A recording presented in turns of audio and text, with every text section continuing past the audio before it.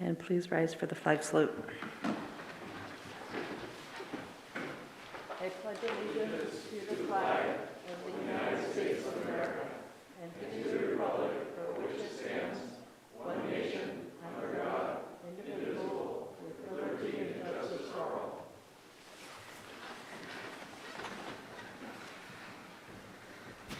All right, looks like we have all counselors present tonight and a full house in the audience as well. First up on tonight's agenda, we have a proclamation for Small Business Saturday. Whereas the City of Grants Pass celebrates its local small businesses and the contributions they make to our local economy and community.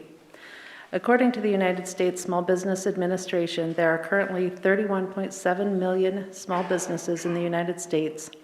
They represent 99.7% of all firms with paid employees in the United States and are responsible for 65.1% of net new jobs created from 2000 to 2020.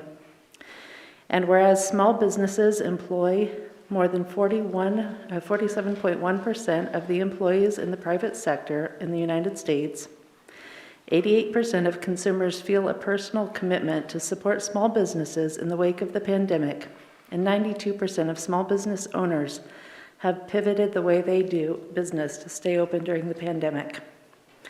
And whereas 97% of Small Business Saturday shoppers recognize the impact they can make by shopping small, 85% of them also encouraged friends and family to do so too. And whereas 56% of shoppers reported they shopped online with a small business on Small Business Saturday in 2020, and more than 50% of consumers who reported shopping small endorsed a local business on social media or shopped at a local business because of a social media recommendation. And whereas the City of Grants Pass supports our local businesses that create jobs, boost our local economy, and preserve our communities. And whereas advocacy groups, as well as public and private organizations across the country, have endorsed the Saturday after Thanksgiving as Small Business Saturday. Now therefore I, Sarah Bristol, Mayor of the City of Grants Pass, do hereby proclaim Saturday, November 27th, 2021, as Small Business Saturday and urge the residents of our community and communities across the country to support small businesses and merchants on Small Business Saturday and throughout the year. And was there someone here to get this tonight? Please come forward and let us know who you are.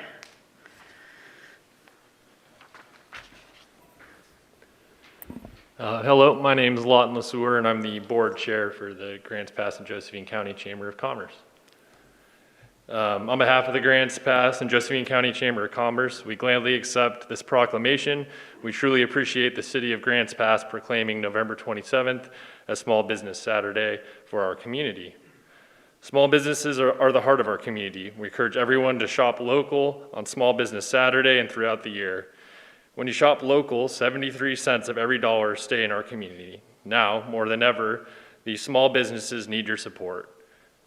They create jobs, boost our local economy, and preserve our communities. The Chamber serves as a neighborhood champion for Small Business Saturday every year. Once again, we will be handing out swag and free items to local businesses to decorate their storefronts and hand out to their customers. Thank you again for the support of our small businesses. Thank you. We love our small businesses here in Grants Pass. And Karen has the proclamation right behind you.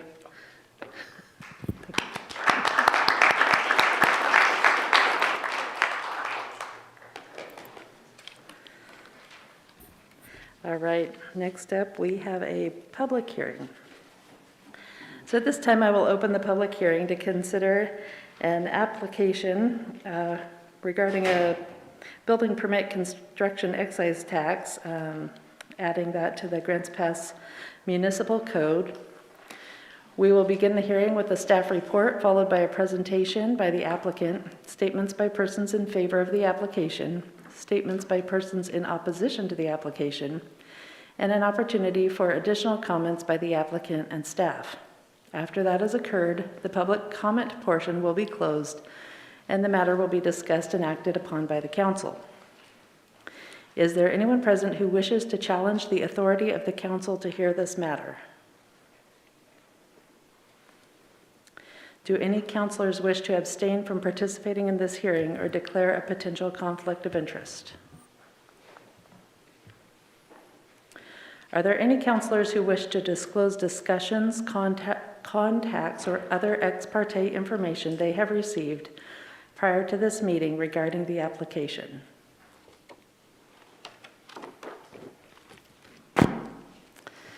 In this hearing, the decision of the council will be based upon specific criteria which are set forth in the Development Code. All testimony which apply in this case are noted in the staff report. If you would like a copy of the report, please write that on a note to the city manager and one will be provided. It's important to remember if you fail to raise an issue with enough detail to afford the council and the parties an opportunity to respond to the issue, you will not be able to appeal to the Land Use Board of Appeals based on that issue. The hearing will now proceed with a report from staff. Thank you, Mayor. Members of the council, Brad Clark, Community Development. Going to walk through kind of some background here, some of which the council has heard before in a workshop, but we felt from a staff level it might be worth repeating for the public's benefit. So the subject and summary tonight is the council's consideration of a CET, we'll use that abbreviation, construction excise tax, to assist with the development of affordable housing, including the payment of system development charge exceptions for qualifying housing projects. And this relates to two adopted council goals: provide cooperative shared leadership and facilitate sustainable and manageable growth. So the bill that allowed for cities and counties to have a construction excise tax was passed in 2016, Senate Bill 1533. The city of Grants Pass followed pretty quickly on the heels of that with several discussions. July of 2017, there was that legislation that passed in 2016 was presented to the council, including a local scenario of how that might work out. 17 to 18, the Housing Advisory Committee spent quite a bit of time researching, looking at different options of how that might work here locally. The October of 2018 Housing Advisory Committee recommendation to adopt a construction excise tax was presented to council. May of 2020, there was an update on some of the estimates for revenue from what the tax might generate using 2019 values, and then again in July 2021 using 2019 and 2020 values. As it states there on the bottom, up until that point, there had been no direction from City Council to actually proceed with any kind of ordinance development or formal public hearing. So then in August 16th, this council held a workshop right here where there was CET estimates presented, and there was some direction to move a draft ordinance to a public hearing. There wasn't a vote at that workshop, but there was direction to proceed with an ordinance. After receiving input from the Collaborative Economic Development Committee, CEDC, that was one of the things the council asked for at that August 16th meeting. There was one public comment at that workshop voicing concerns with the CET. Then on November 4th is when the Collaborative Economic Development Committee, they met to discuss the draft CET ordinance, and I have a summary of their results a little bit later of what their comments are. And then we have tonight, November 17th, with the actual formal public hearing at which you can make a decision or you don't have to. There's no statute in terms of the timing on your decision. So just a brief overview again on that. On the actual bill, it gives the option to implement the tax to pay for affordable housing programs. That is the purpose of which the revenues have to be spent. It's a fee based on a percentage of a building permit value or the approximate value that's added to a structure under new construction. The statute also allows for jurisdictions to have an administrative fee that could be collected to administer that. The last item there is just a point that we do currently have. We collect a construction excise tax on behalf of the 2 school districts that are in the Grants Pass, but none of that revenue is used by the city. None of it is used for affordable housing. That CET has been in place for more than 20 years. So that's a kind of a different program. So there are several types of construction that are exempt from the construction excise tax under the statute. Those include developing guaranteed affordable housing projects. Those are exempt. Private school improvements, public school improvements, government facilities, things like that. Public and private hospital construction, religious facilities, ag buildings, certain nonprofits, particularly residential care type facilities, and mass shelters for those experiencing homelessness are all identified as being exempt. So now we'll take it into kind of from that broader level of the statute to how it might apply locally, and this is a result of some of the work of the Housing Advisory Committee and their recommendations to the council. The statute does limit the residential construction excise tax to a maximum of 1% of the permit value. The revenues net of the 4% for administration of the CT must be divided into 3 expenditures. Those are development incentives, down payment assistance, and an other affordable housing, more broad category. So again, talking about the residential piece, 50% development incentives for affordable housing. So that investment must result in increased affordable housing supply or reduced sales or reduced rents. That can involve whole or partial fee waivers. On the building side, it can result in waivers on the system development charge side. You can use finance-based incentives or full or partial exemption from property taxes. So that's with the 50% of the revenue on a residential, that's how they could be spent.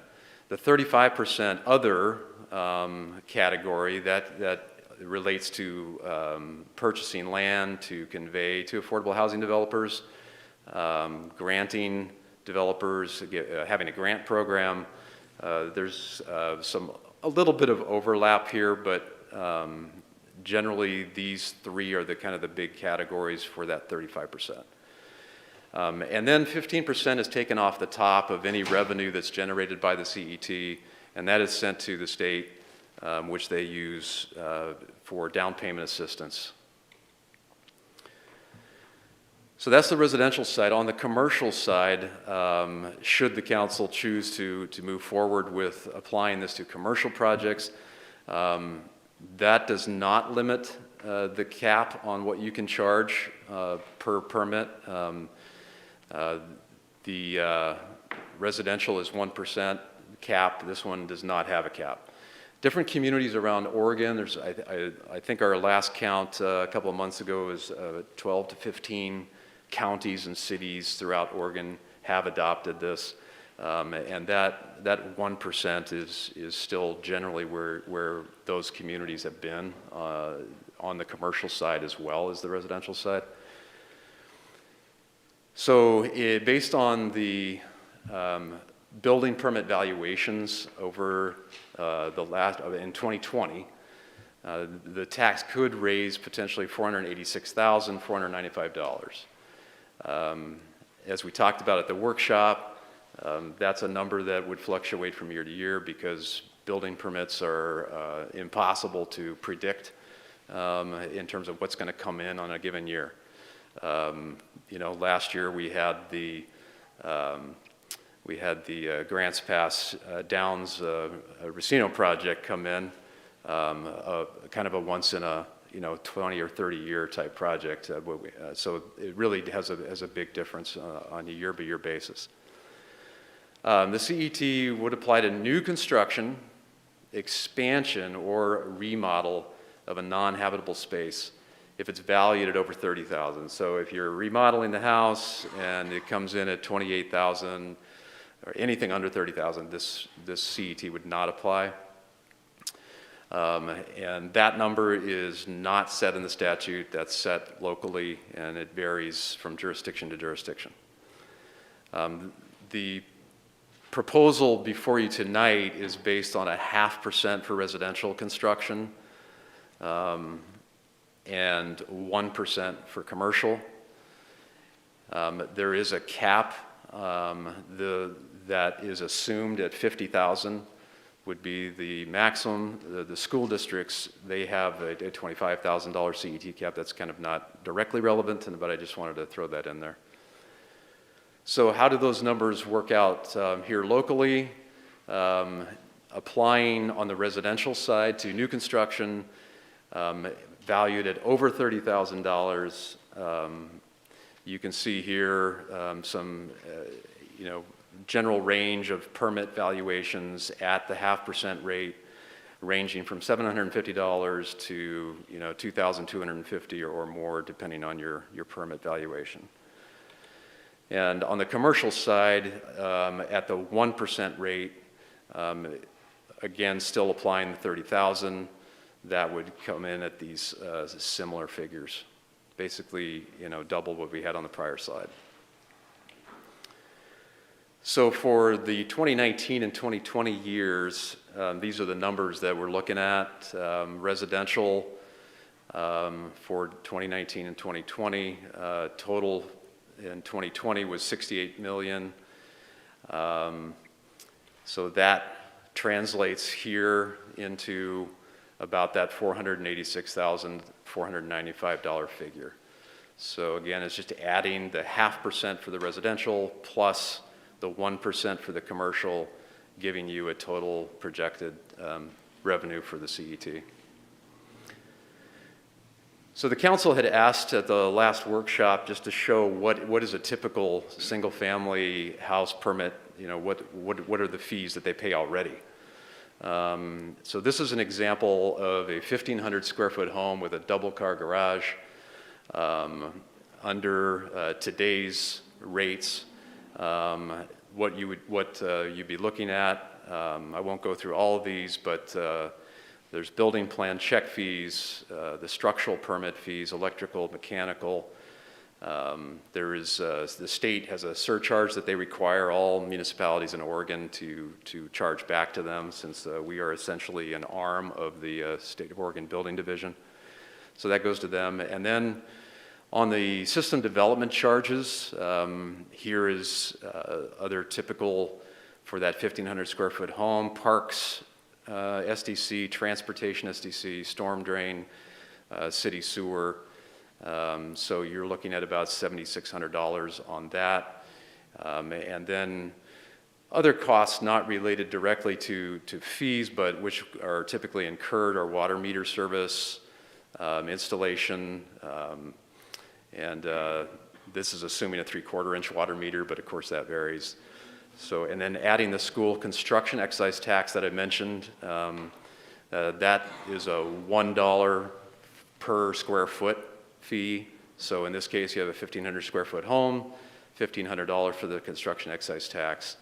So a total estimate on this type example would be about $15,000. So this one is just a little different look at that. This is an example of a recent one. This is a 2,000 square foot home.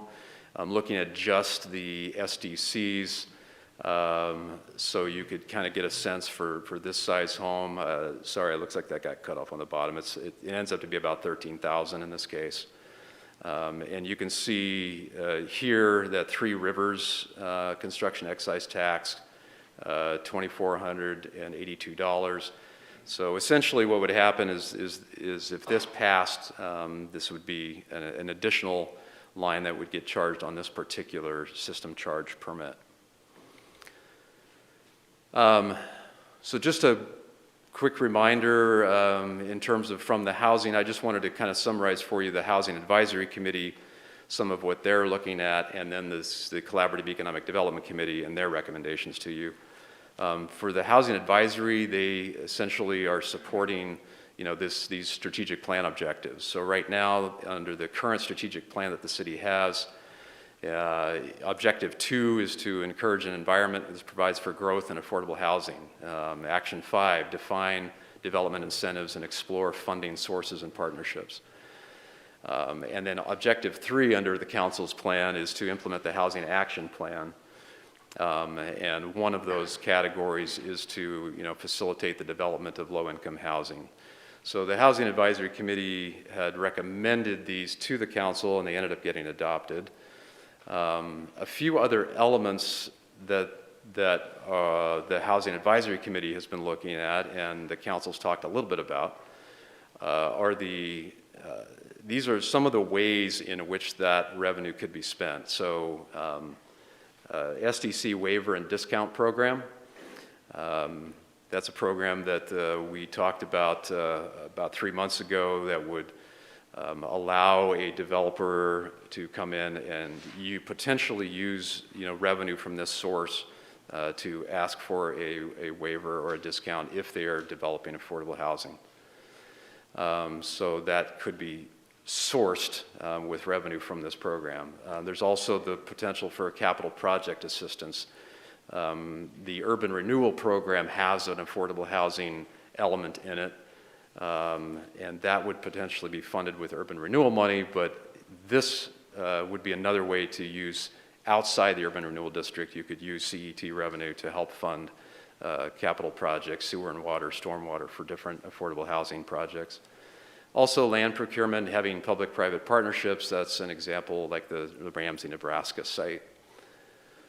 In terms of the CEDC 2 weeks ago, this is kind of a summary of some of their feedback.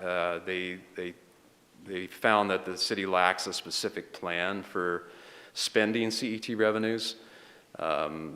They noted potential negative impacts on businesses. They pointed out that 30,000 threshold to start charging the tax is too low, should be raised up to maybe, they didn't give a number, but to be higher than 30. They also made the comment that estimated annual revenue generated by the CET is really too small to have a meaningful impact on the overall affordable housing needs of this community. And finally, they did encourage the city to focus on reducing barriers to new residential development instead of passing a new tax.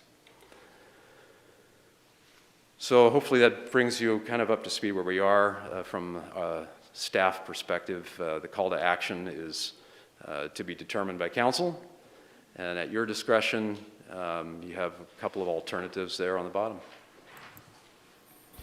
Thank you, Brad. Does anybody have any questions? Valerie.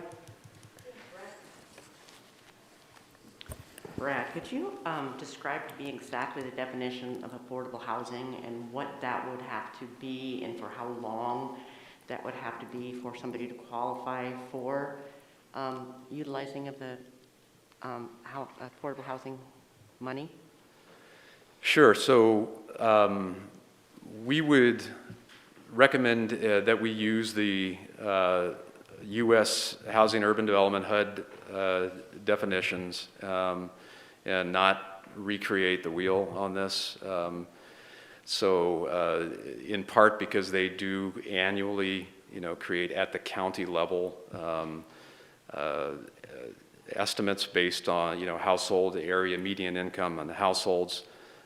So that is using, that no more than 30% of that household income being spent on housing costs and utilities. So if you have a household that is where that household income is going to be spending more than 30%, that would start to get you into that, where it's not considered affordable.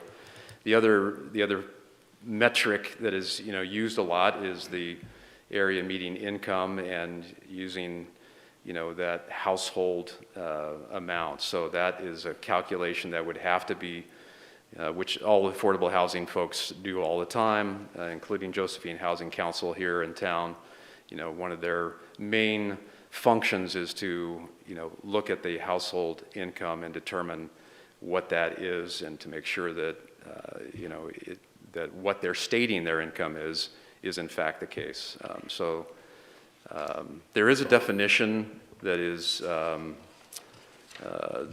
on page 8 of the packet, which is in section 4.06 of the ordinance, and that divides it up into 3 different categories: low income, moderate income, and then middle income.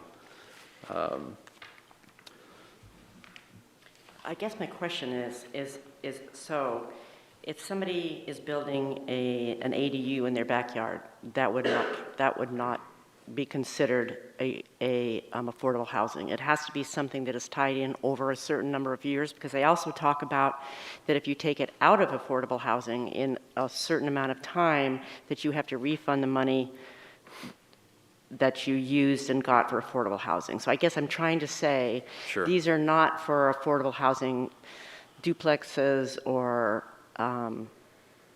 ADUs. It's basically for a developer who's building larger projects and has a certain amount of them designated over a long period of time, correct? I think it's 30. Well, the affordability isn't necessarily tied to the housing type. So in your example, you're talking about, like a duplex or an ADU. It's really tied to, what is the cost of that unit. So we do have in our SDC waiver program that we presented to council a few months ago, a 30-year requirement. So that unit, it would have to be affordable for at least 30 years in order to qualify for the SDC exemption. So, that's how we would likely, and again, this is something that the statute, for this CET, the statute does allow local communities to define it locally.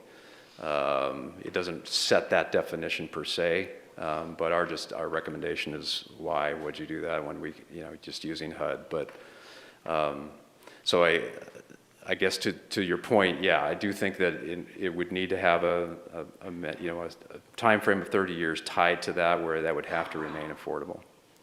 Okay. And the person who builds it is the person who signs that contract saying that they will keep it at affordable rate for 30 years. Is that correct? Right. Yeah, it's typically handled through a deed restriction of some sort. Okay, thank you. DJ? Let's see, I'm going to follow up with what she was saying. So monitoring and enforcement of not paying the construction excise tax based on an affordable project. Who's responsible for monitoring and enforcing? I heard you mention that it would be a title deed of some kind, which is just typically utilized and looked into on transactions. How would the city be certain that there's compliance? So our recommendation is, under our current staffing, we would look to enter into an agreement with a third party who specializes in the review of income affordability at a household level. They're set up for that. We're really not. The city has never done that level of monitoring. What we would do is ensure that the deed restriction piece is taken care of at the time of the building permit coming into the city. Okay. And so if a third party was to be contracted for this service, have you looked into the availability of those contracts and how much that might cost to have that service in this community? We have had a couple of preliminary discussions, but nothing that has really materialized, because we weren't sure where this was going to go. But okay. what would be the anticipated source of funding for that contract? So there's a 4% fee that can be charged on top of or that's a part of the CET, and that 4% it can be used for administration purposes, including paying a third party to verify income. Okay. Leads me right into the next question. So it says that the city can take up to 4% administrative fee. Two questions on that. Is that the council's discretion, and what is the current anticipated percentage that would be taken off of that top of that construction excise tax? It is at the council's discretion, and the 4% is what we have assumed, in part because that is what we also charge to the school district. Okay. Following up on that as well, the 15% that goes to the state, I understand that it uses an example of down payment assistance. Have you looked into other communities, how that's utilized, how that's helped, and is that 15% guaranteed to come back to the city limits or Josephine County, or just want some more information about that 15%? Sure. Yeah, I do not have the answer in terms of how they're structured at OHCS. It goes to the Oregon Housing Community Services Department, used for down payment assistance. But I can't tell you in terms of how they allocate that. Is it per population basis, or if that all goes to the city? I do not know that. Sure. I think we need the answer to that question. Also, does council have an authority to stay or eliminate this before the sunset date of 2026, given any imaginable circumstances? Was the sunset date of 2026? Yeah, I think it's 5 years. Does the council have authority to stay or eliminate this tax before the sunset date of 5 years? Let's say the market crashes and we need to further incentivize home building. Does the council have the authority to stay the tax? Yeah, I'm going to look to Mark for that. Yeah, council can enact it and council can take it away. Okay. And the value, is that based on real market or county assessed for the percentage? So the valuation is provided by the party who is applying for the building permit. Our building division will review that value and just make sure that it's within reason, that it's aligned. The state does have a valuation table, which we use that we check those against. But if someone comes in and says, this project is valued at $250,000, we'll look to see what's basic materials that are involved. We'll look to see what type of construction it is, is it wood framing, all that, and make sure that figure that they give us is fits within that range of high and low. And if it does, then that's what we would use. And what's the recourse in case it falls outside of that buffer zone, if you will? Do you negotiate then with the applicant, or do you propose a different value? We would give a different value based on the tables that we use from the state. Yeah. Okay. Thanks, Brad. Yep. Brian, then Rick. Yeah, thanks. DJ actually asked most of the questions I had, but I did have a question about Valerie's microphone. It was having some serious issues earlier, and so I don't know if it's still having that issue, but it was hard to hear you. Thank you. No other questions? Okay, Rick and then Joel. Thank you, Brad. Can you go back to the table that shows the commercial estimated income from 2020 and 2021? Of those figures, do you have a ballpark? No, okay. You like this one? That would be a good one. Do you have approximate figure, since you said it would vary each year to year depending on the building permits, how much the Racino is shown in there? I would probably be wrong if I guessed on that. I don't.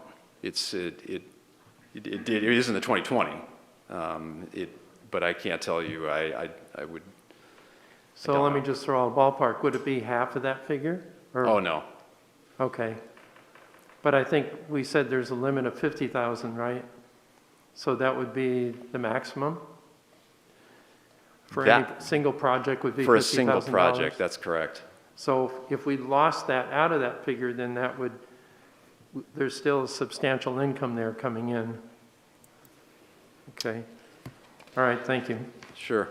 Rick, 1% of $1 million is $10,000. Just so you know, you'd have to have a $5 million building to hit that 50,000. Joel? Good presentation, Brad. There's a lot of things sometimes that have unintended consequences, especially government with very good intentions will put in, and then there's unintended consequences that may even have the counter effects. Are you aware of any unintended consequences of the construction excise tax? I am not. I do not know. Okay. Like I said, I know that we have in Oregon about 15 communities that since 2017 have adopted a CET. Right. But I'm not aware of any kind of white paper or any kind of other third-party analysis that has looked at those and tracked it and found what would those consequences be. So I just had one more question to follow up on that. There's only 15 that have done this? As of a few months ago, that's correct. Wow, okay. So then, one of the possible unintended consequences I could see, I would hope that it wouldn't happen, is not only does the tax increase the price of the home, but then more people are in the market for homes because they got down payments and that kind of thing, and that increased demand then leads to an even greater escalation of housing costs. Has there been any discussion in the literature of that you've been able to find? It happens in a lot of areas where government subsidizes things like medical, education, those kind of things, where the escalation of college costs are way above the rate of inflation, and the same thing with medical costs. Yeah. No, I don't know. I think it's a reasonable assumption looking at history to see that, it could have effect, particularly those people on the margins. Because like I pointed out, a $250,000 home is going to add about $1,250 to the permit. Yeah. So today that same property would come in, around that $16,000 to $17,000 of fees, SDC. Sure. So, you can look at that. Okay, it's an incremental increase, yes. So the one thing I was wondering about, so now you got maybe 5 people after that home instead of 3, and so you have an increased demand for that because of the increased affordability, and so the price then goes up even more because you got that increased demand. Right. I would hope that wouldn't happen. Okay, thank you. Sure. Other questions? Val and then Vanessa? I'll try to use my microphone and see if it works. I think it was my fault last time. I did have a question as to whether, because I did go onto the Oregon housing site that does it, and there aren't 16 on there, but that's because they haven't updated their record in quite a while. I noticed that both Bend and Medford started with 1/3 of 1%, as opposed to half. Can we give Valerie the remote microphone? Okay. We're having problems hearing Okay, now. okay, great. You can hear her better than me. Okay. I tell her I can't hear her at home either. Keep that rattle from the audience down, please. I just wanted to say that in looking at it, I did notice that both Bend and Eugene started off with 1/3 1%, if I'm correct. And there were also some differences in the, I think it was Eugene, I don't know if it was Eugene or Medford, they started at $100,000. So with this having like a sunset date, were there any other communities that, like I said, they've had it since 2016, 2017, I think Medford did theirs in 2018. Is there any way to get any information as to what effect it has had. I do know, not too long ago in Portland, that with some of the requirements they have for affordable housing, that some of the permits for building affordable housing in some of those larger cities has kind of come to a halt. So I do know that there are repercussions at times for, putting these taxes and regulations on to building. So I was just wondering if you had looked into any sort of information from those towns who have had them for a while. I did speak with the City of Medford's principal planner, and they also, as Ben and Eugene, have adopted the third of a 1%. They have not prepared any kind of detailed analysis on that, but I am happy to to go and try to find more information from them and some of the other communities. They're just because they don't have them published on the website, maybe doesn't mean that there isn't some data there, so we can seek that out for you. Thank you. Vanessa? Thank you, Brad. That was a great presentation. And I did want to just take a moment to answer your question, Councilor Fazer, for the 15% portion. According to the Oregon Housing and Community Services website, it does look like there is a local agency that's adopted. And in our packet, it does state that the amount raised will be returned to existing programs within the jurisdiction that adopted the tax. According to that website, it actually does set aside a percentage of those funds for down payment assistance for veterans. So it does look like they have a pretty robust program for that. And I did want to ask, actually completely spaced my question. We'll move on for just a moment. Thank you. TJ? I just want to clarify the 4%. So it says $18,000 to $20,000 in the packet here, and that's, presuming up to $500,000 revenue to offset the general fund. And that's offsetting because we have current administrative fees that come out of the general fund.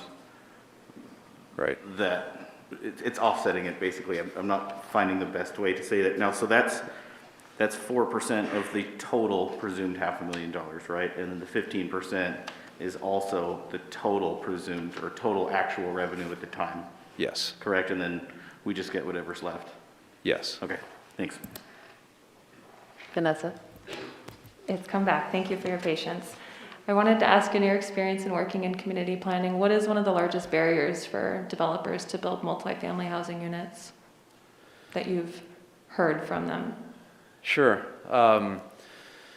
There's a handful of them. The financing side is one. Depending on what your experience is, particularly if you're coming into building multifamily and you're new, finding a lender to work with can be a challenge. The codes, we hear that. You do have an increased number of codes that you need to comply with, such as accessibility and providing accessible units and things like that that do increase the cost. Having different types of materials in multifamily as compared to a single family. The sprinkler systems are mandatory when you get to that 4 units. You're not having to do a sprinkler system when you're building a single family or a duplex. As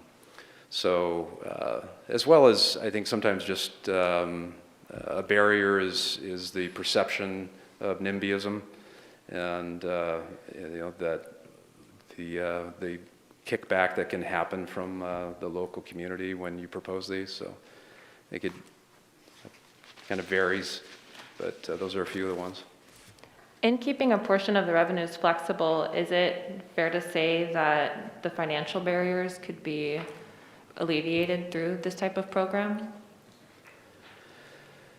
Oh, I don't know if it's fair to say they would be eliminated. I think, depending on what scale the council goes with, if you were to adopt it, the amount of money that's there and available on an annual basis, some communities have capped that, and so that you can actually have a larger amount of money that's available to an individual affordable housing developer. So rather than, spreading it out, you say, okay, well, we're gonna say, okay, you can come up to this much, say 200,000, 300,000, rather than, trying to spread that out, mainly because, they do take a long time to get through the approval process, these type of projects. And so it certainly, when you start talking about that upwards of 250, 300,000, I think it can have an impact. Thank you. Further questions? Thank you. Thanks, Brad. All right. This time, I don't think we have a separate speaker on behalf of the applicant per se, do we? All right, no. Is there anyone here who would like to speak in favor of the application? So, Favor? Do we have any members of advisory committees invited to speak on the topic this evening? I believe that there are some here to speak as public comment. Did the council want them to speak as an applicant? Not necessarily as an applicant, but I know that they're typically invited, chair of the committee is typically invited to speak on their Yeah. recommendation. I know we do have at least one here who will speak during public comment. Thank you. And we know the official recommendations of the two committees.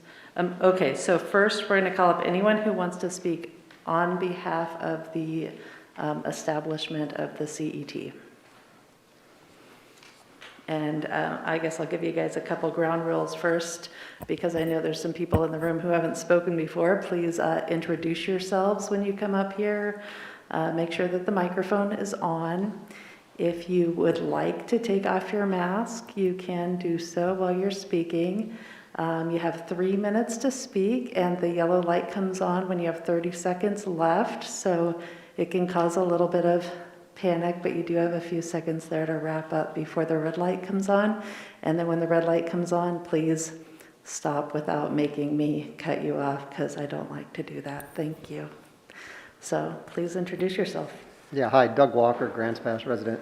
I would highly encourage you, I'm also chair of the Housing Advisory Committee, but I'm speaking as an individual here, not as the Housing Advisory Committee. I think Brad represented the committee's concepts with regards to CET. So I personally would highly recommend the council move forward with the CET at some rate or another. I think the purpose of the CET is to increase supply, and it increases supply by creating a fund that is used to incentivize workforce and affordable housing. And I think it goes to the heart of our housing crisis, which is increasing supply. It may cause a 0.5% increase in cost or a 1/3 increase in cost, but that's pretty minor in consideration with all the other costs associated with it, and in consideration of all the other costs that happen every year with inflation. But what this will do will increase supply over time. Thank you. Is there anyone else who wanted to speak on behalf? Please come forward. Thank you. Hi, Sam Engel. I'm also on the Housing Advisory Committee and on Can't hear you. Can you lift it up maybe? There we go. I'm sorry. Sam Engel. I'm also on the Housing Advisory Committee and on the Collaborative Economic Development Committee, but also speaking as an individual. I would also encourage you to pass this, and if you do pass it, to review the sunset in 5 years. But one of the purposes of this also would be to create a fund that could be used to improve housing and housing stock in the community. Like Doug said, improve the quantity of houses, which is one of the things we keep running into. And if we do believe that this is a supply and demand issue, then increasing the supply should help with that demand and help bring down those costs. Thank you. Thank you. Anyone else here to speak on behalf? Please. Yeah, let's get the portable mic. Just a second. Do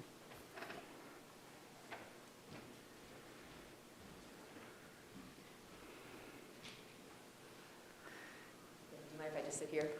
Can you scooch forward just a little so we can see you better? Thank you.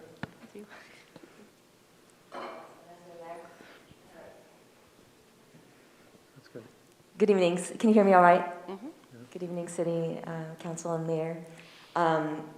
Thank you, staff, for this research and educating us all about the CETs. My name is Nicole Sellinger, and I am a resident of Grants Pass. I grew up here. I lived here over half of my life, and moved back recently in the past, about 3 years ago, and have been really floored by the lack of affordable and accessible housing in our community. I've lived all over the country and been a renter for over 20 years, and I've never seen a market like this. When I moved back, I landed a job as a grant writer for a local nonprofit in about 2 months, but it took me 9 months to find a place to live. And that place is a room in a house with 3 other adults. Not an apartment, not an efficiency studio, just a room. That's all I could afford. I did not know that much about CET taxes before coming here. I appreciate the education.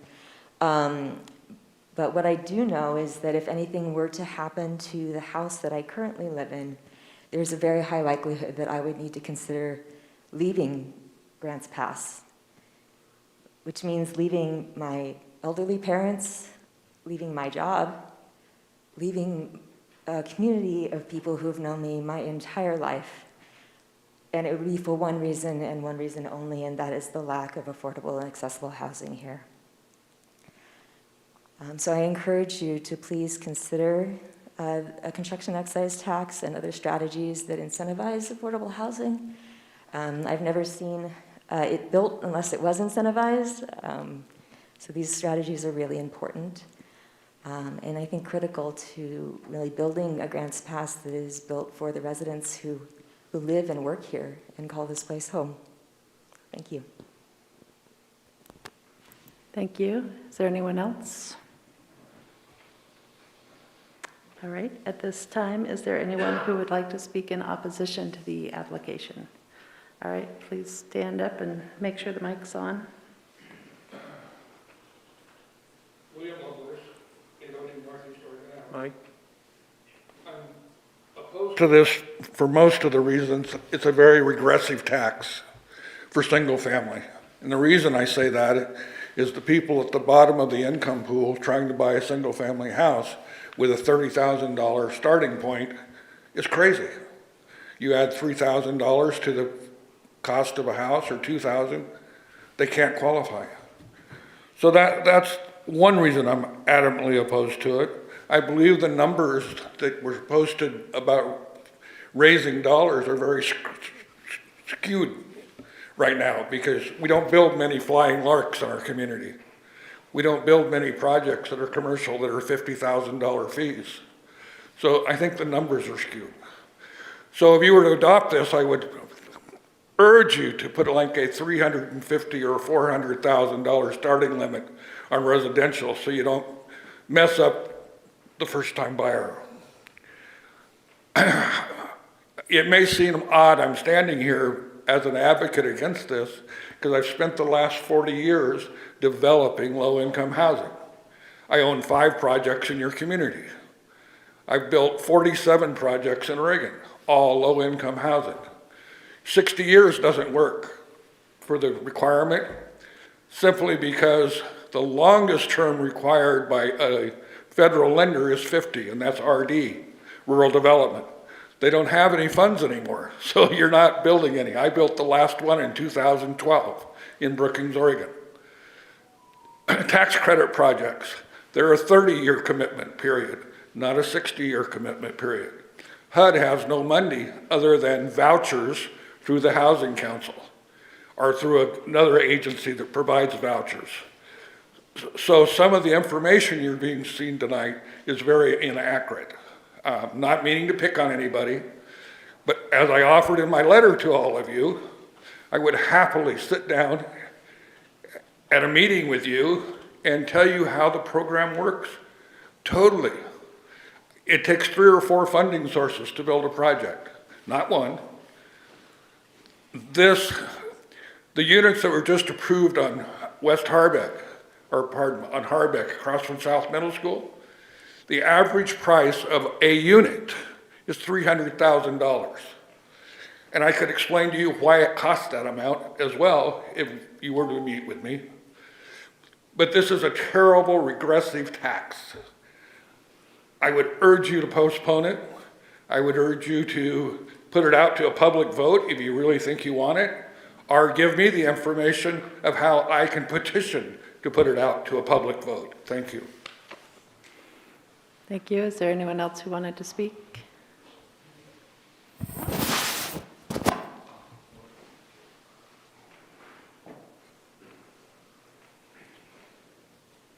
Good evening. He was taller. Good evening. My name is Gail Atkins. I work in the home development and business.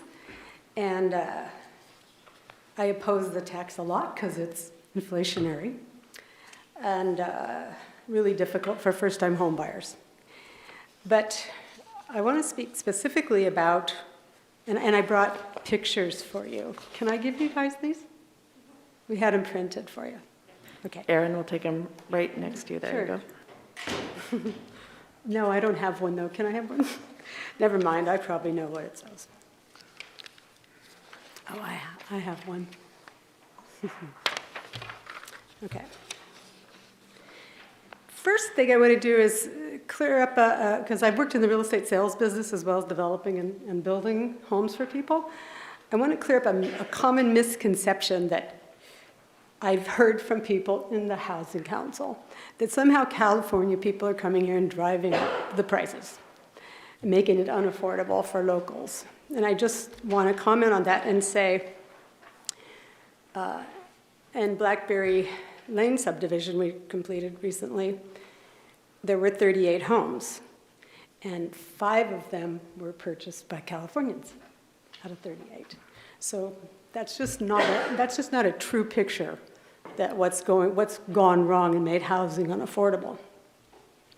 Anyway, I want to go back to talking about the American dream and the move-up principle. That's the main thing I want to say tonight, which they're tied together, because the American dream is owning a home. And the moving up to that ability to own a home is what a lot of what fuels and inspires people. So, I want to tell you that in 1980, when I was studying for my real estate license, I was lucky because we had in-room teachers, because we did not have personal computers in any way to learn by that. So I was very lucky that I had a person as a teacher teaching all the laws and regulations and stuff we had to learn, but she also was a practitioner, so she knew real stuff. And she taught us principles. And one of the principles is the move-up principle. What does that mean? It means you have 30 seconds. Oh my gosh. Well, I better talk fast. So your pictures, the move-up principle. So it's just simple. You start in a small place, you move to a bigger one, you get to move up, you get to move up, you get to move up, and you're working up to owning a home. And when you achieve that dream, you not only have a home for yourself, you might have your parents living with you. You might have an ADU with maybe you're a senior and you have a caregiver living there and helping you out. And a little extra income. So but I want to say mainly, let me say one more thing. I'm sorry, we have to hold to the 3 minutes. I think I explained it pretty clearly before we started. Is there somebody else who wanted to speak in opposition? I'm sorry, we have a big room of people tonight. I got to move people through.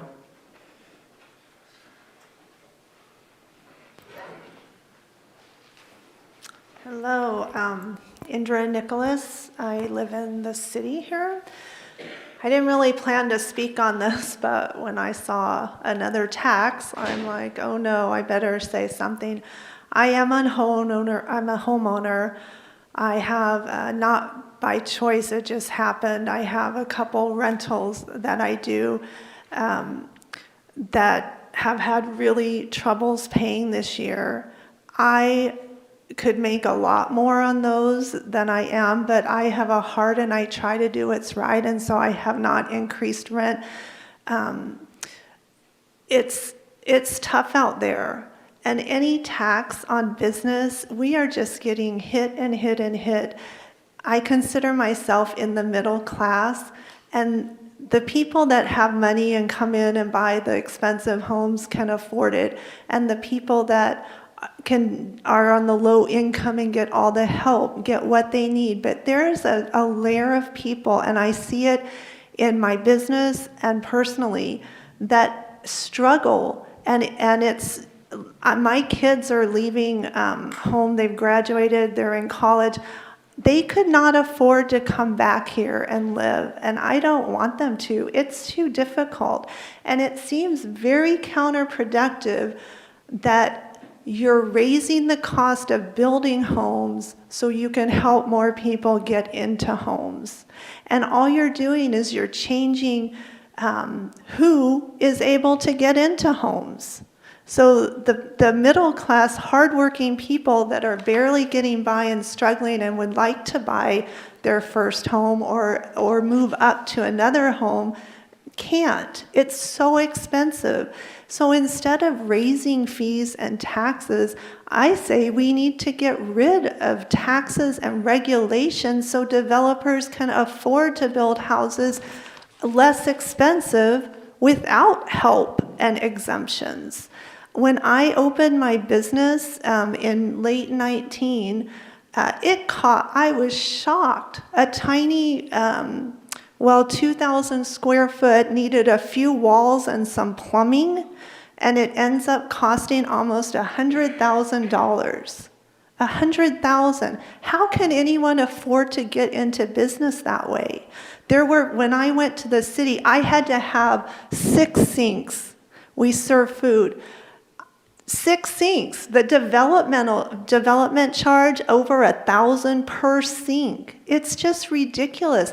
I would like to expand my business, and I planned to last year, but I can't afford to. So if you want more business, more money flowing, more people able to afford things and help others, we need fees and taxes to come down. Thank you. Thank you. Is there anybody else who wanted to speak?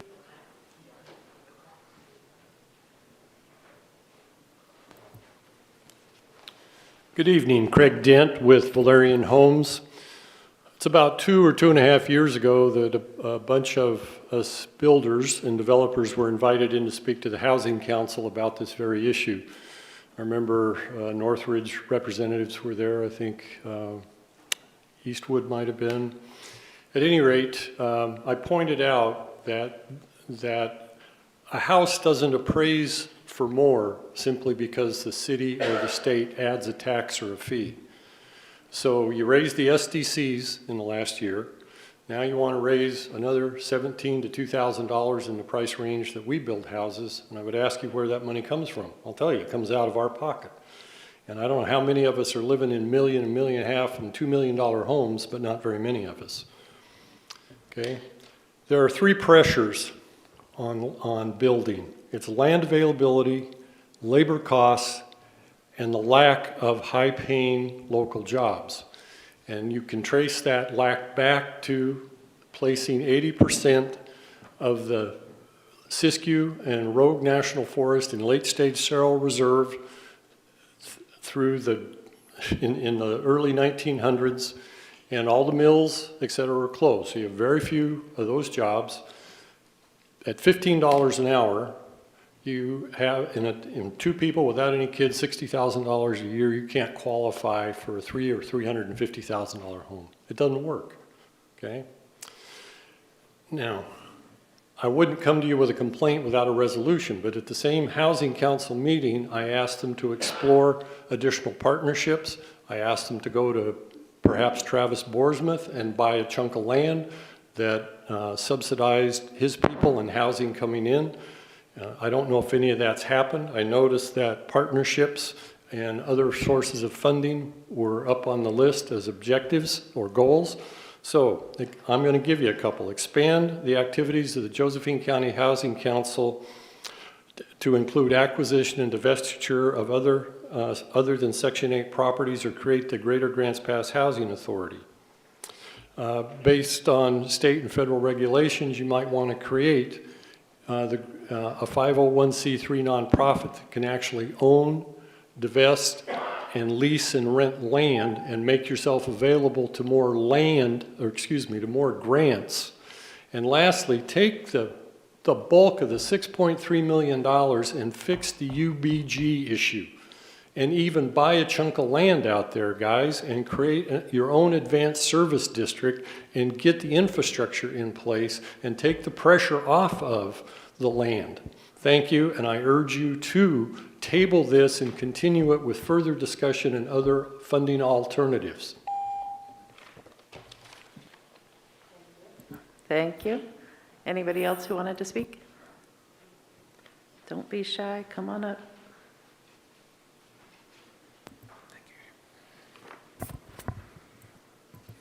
Good evening, Justin Gerlitz with Gerlitz Engineering Consultants. I'm a land use consultant engineer here in the community, and I've been here for 20 years, basically creating housing through land development and commercial projects. We do have a significant housing shortage in our area, and I think it's far beyond just affordable housing. It's housing in general. And we've seen that by the numbers that they've been produced to city documents. Housing's becoming more and more difficult to create and construct. I see that every day. Buying land, finding land, issues with land, development, infrastructure, material costs, all going up every single day. And for many years now, I've had clients come to me both in and out of the area, and they say, I want to construct multifamily housing, which is typically our affordable housing that we look at, apartment type complexes, we'll say, as a reference. We look at them, we evaluate them, we go through the numbers in infinite detail, and every single time, year after year after year, we can't even create a market rate apartment.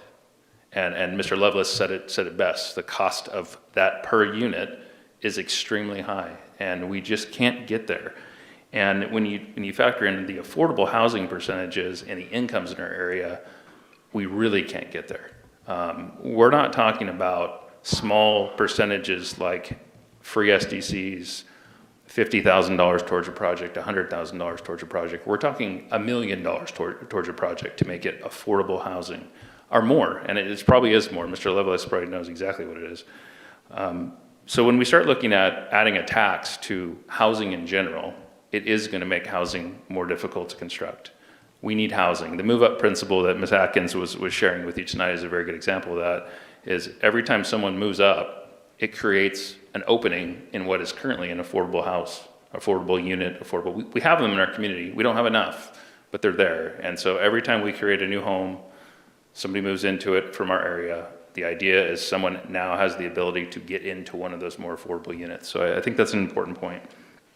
By creating a tax right now, we're just making it less affordable across the board. $2,000, we'll just use as a number that was used tonight. It's a lot of money for a first-time home buyer. A down payment, closing costs have gone up thousands of dollars over the last few years. It's very, very costly to everyone. And I think one of my biggest things with this tax in general, as much as I want to help solve this affordable housing issue and housing issue in general, is there hasn't been a single example that I have seen of how this money can be spent wisely and how we could use this money. Whether it's $100,000, whether it's $1 million, I would really, really like to see solid examples from other communities that have used this tax and how they've used it to create affordable housing before we even consider something like this. So I appreciate your time. Thank you. Is there anybody else? Come on up.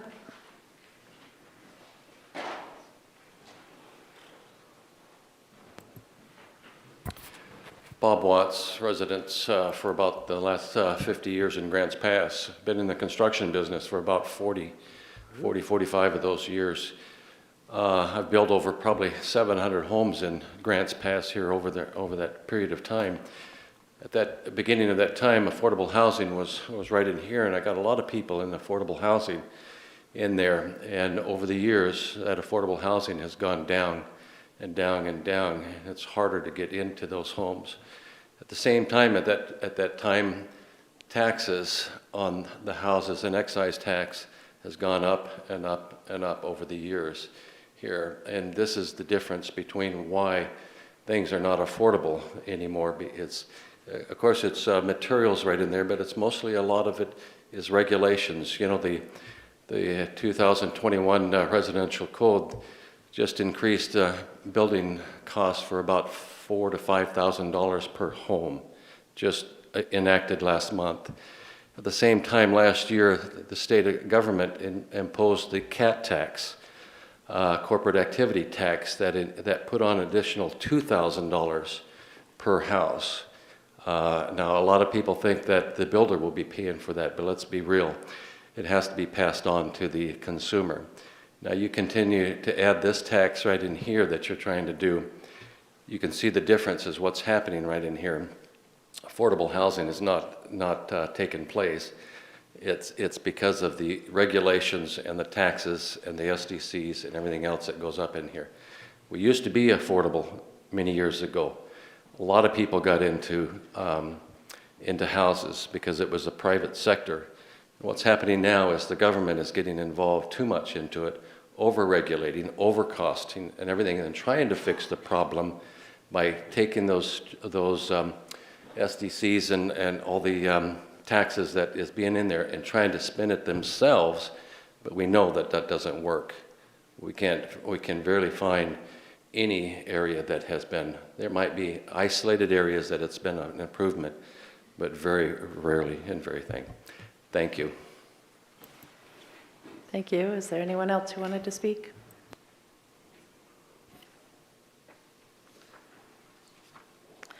All right.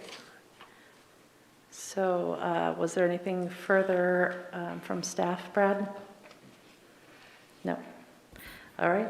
At this time, the matter is now before the council for your consideration.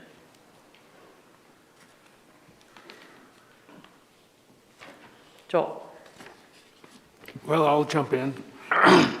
What I heard from everyone is that low-income housing is a problem and needs to be resolved. I heard different approaches about how to resolve that. There's 15 communities in the state of Oregon that have put on the tax. I don't know how effective that was. So what I would like to do before I would make a decision is examine what those other cities have done and what the results have been.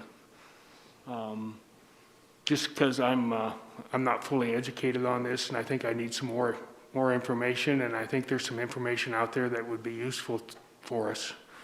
I have my own biases, but I'm not sure they're worthwhile. I would rather deal with the facts and the information. So I would like to put it off until we get that information from those other 15 cities. Thank you. Rick? I also would like more information to see how other cities have handled their programs and so forth, and if they consider them to be effective. One other thing I'm concerned about, when we talk about the construction excise tax, the very purpose of it is to provide partial or whole waivers on different fees, including SDCs and other costs, as well as grants. So the difficulty I have, we're collecting this money and then we're helping the people that aren't able to afford something. So I guess I would want to look at that. I'm emphasizing that feature to be preserved because to me that has potential to be a method to respond to the situation of housing we have in the community. Thank you. Thank you. Valerie? Let me try one more time. Let me know. Anyway, at this point in time, I do know a lot about affordable housing, having lived with someone who has done a lot of affordable housing. Cutting it down, I know. It's not me after all. Anyways, so I do know a lot about it, and I would say that the problem that we have in this community is more of a we need higher paying jobs, and we need to make the jobs in the community upfront cash, taxable, so that our median income is not as low as it is. One of the things that a lot of people don't understand about affordable housing is that with such a low median income, then that creates a huge hole that if you subsidize housing, you have to subsidize that huge gap. And that means that it's very difficult for us to get subsidization because we are so needy. I personally do not think that our median income is as low as it appears, because I do know that there are probably other means that we all know are out there that are under the table, and so they don't get reported.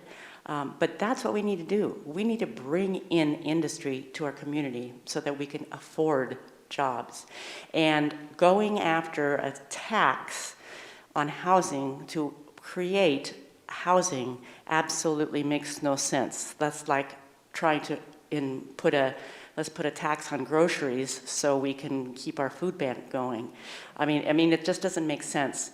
So I am not in favor of this. I am truly in favor of putting money, and I'm really looking hard at the ARPA funds and hoping that I get some backing from the community to build the infrastructure to help the people out in our builders build. I was in the council in 2018 when we had the forums from the builders, and I was there and I listened to it, and they were all against it. They were all against it for the same reason. They are not going to build apartment buildings. Most of the builders around here are going to build duplexes, maybe triplexes, to make it. Right now, there are things that are being done. Number one, any single family lot now, somebody can build a duplex on, they can build a triplex on.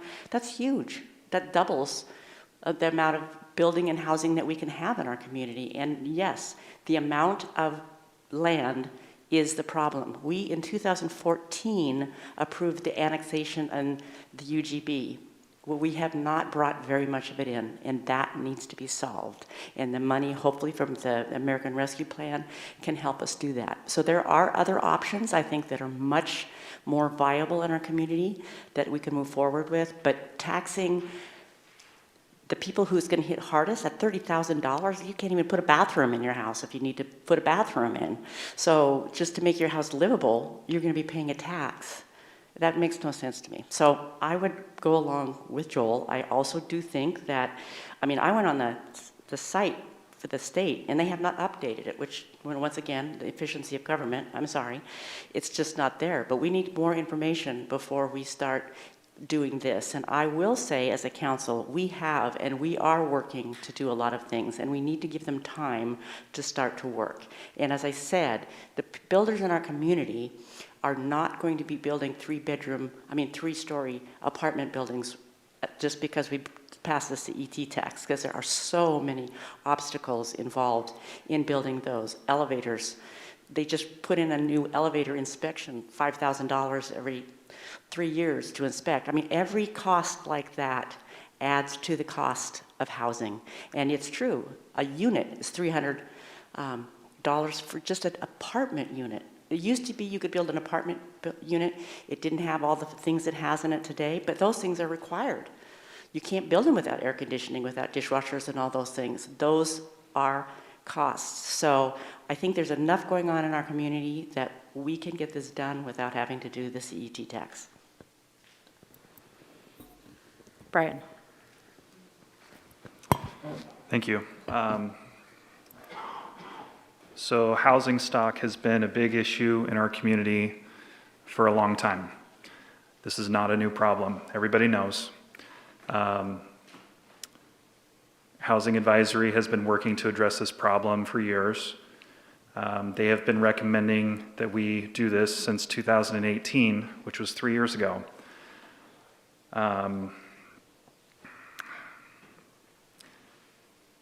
We have to do something to address this problem. A CET is the main driver to fund all of the other recommendations that Housing Advisory has to address this problem. If we don't have a revenue source, we can't enact many or most of their recommendations. And so far, I haven't heard any other good source of funding to do this. This is I believe it's a three-star item for our strategic planning this year to address housing action plan, which this is a part of. There's a lot of people in the room that spoke tonight that are not in favor, clearly, and a lot of those people have their livelihoods tied to housing, which is understandable. I'm of the opinion that 0.5% tax is not going to make a big difference in anyone's business. It is not a make or break. And frankly, it's a little bit surprising that people are acting like it is. 0.5% is almost within margin of error here. When you tack that on to somebody's mortgage, it's minimal. It's almost nothing. So, but for the city, it's going to be huge. It's going to allow us to incentivize the types of housing that the city needs that developers are not necessarily willing to build on their own. And so we will have a tool to incentivize that. And I know that everyone in this room knows that housing needs to be addressed and council needs to take action. And the longer we put it off, the worse the problem is going to get. Somebody else? Kurt? Well, I certainly want to thank all the people that gave their input. I've received input from a lot of people on this prior to this, and I think it's telling that the people that spoke in favor of this were people that are definitely have a sincere interest in having more affordable housing. And let's keep our eyes on the prize. We all recognize the fact that we have a housing issue and that we need more housing. And it seems to me that the builder community, once this fund is created, is the people that are going to benefit from this fund. So I think we have to, again, keep our eyes on the prize. You know what I'm going to say? If we keep going the way we're going, we're going to wind up where we're at. So, thank you. Rob? Yeah, I appreciate that, Kurt. You know, and along a similar line, you know, we've known that this problem has existed and continue to get worse for the last several years. You know, when we say that we want to potentially look at what other cities have done, you know, the CET is a new concept. It's been around for 4 years. Some cities may just now be building up fund accounts to the point where they could actually be useful. So I don't know that there's a track record to look at because it's such a new thing statewide.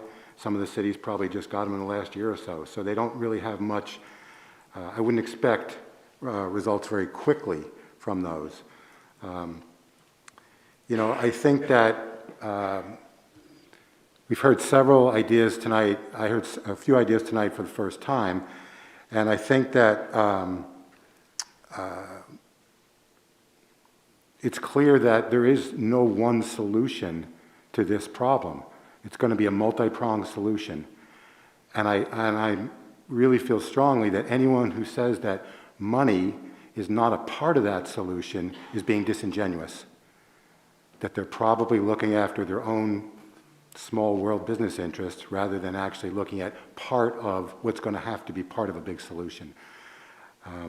So, you know, I think that there is, you know, the council has used, you know, sale of excess properties and things like that, but have not had anything sustainable, you know, that we've got except for possibly this, at least nothing else that has been discussed yet. So I think that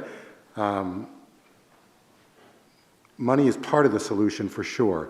And, you know, when we talk about real world costs, I mean, on a $400,000 house, even if we're going to be paying interest, I'm not sure if you can borrow on your mortgage this as part of your closing cost. Borrow this this tax. I would imagine you could. I mean, it's going to come down to, including interest, $7 or $8 a month over 30 years. So I'm blown away that anyone would even credibly try to convince me that $7 or $8 a month is going to prevent someone from buying a home. It's just, that's not real. That's not credible to me. I know and I'm not talking about things I may have learned in school. The school of the real world, the first home that I bought was during very high interest times, 1984. Okay, home mortgages at that time were about 14%. I believe I paid about 12% on a variable rate, 11 or 12% for the first year. So I actually know what it's like to have to pay huge amounts of extra money that is just, inexplicable. But this is not that. This is probably $7 or $8 a month over 30 years. So I'm just not, I can't be convinced on that basis that this would prevent a first-time home buyer.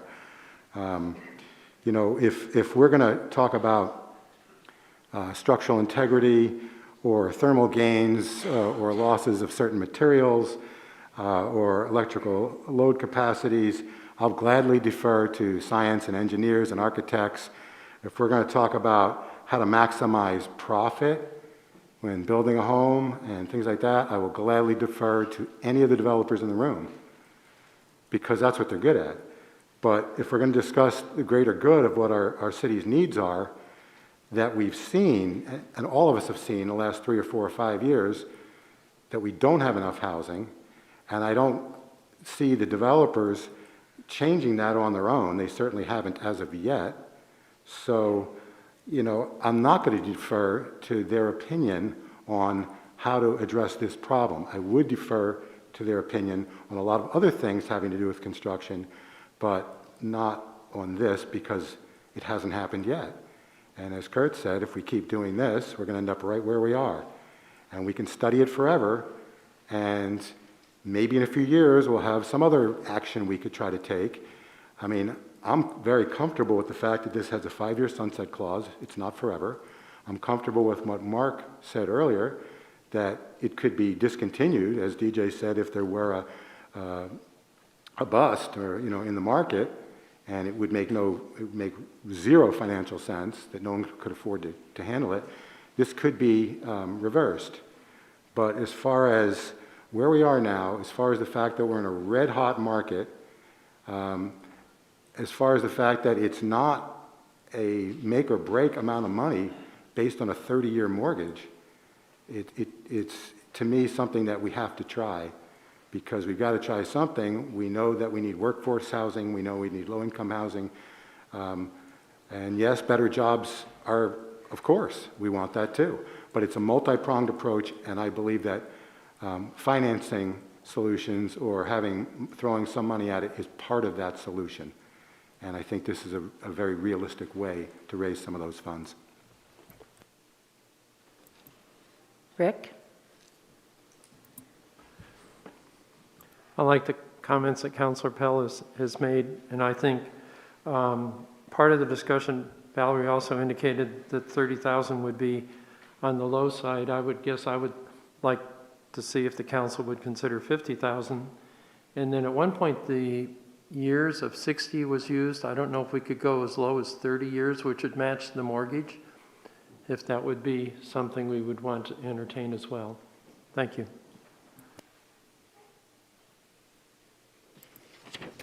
DJ? Sure. We have to think about where this tax is coming from. We're taxing a class of businesses that we're dependent on to solve this crisis, and it really doesn't add up. $2,000 is a lot of money. I think $2,000 will always be a lot of money to me, and I don't know about the rest of you, but maybe I can get to a point where $2,000 would be a puff in the wind. I think we're all aware of the housing crisis issue in this community, but I think that we're remiss in thinking that this is going to provide a solution in this community at this time. And I'm going to emphasize at this time, because it's my opinion and the opinion of my other colleagues in the development community that available buildable lands inventory is arguably the largest hurdle that we have to overcome in this community to respond to the housing crisis. You add upon financing capability, regulatory costs, decent paying jobs, and it becomes insurmountable, as we've heard today, as far as responding to this crisis and getting affordable housing going in this community. We know that Bend has had great success with the construction excise tax, and it's my opinion, and the opinion of many others, that this has been a benefit in that community, largely because they have a wealth of land to apply to their programs and their high-paying jobs.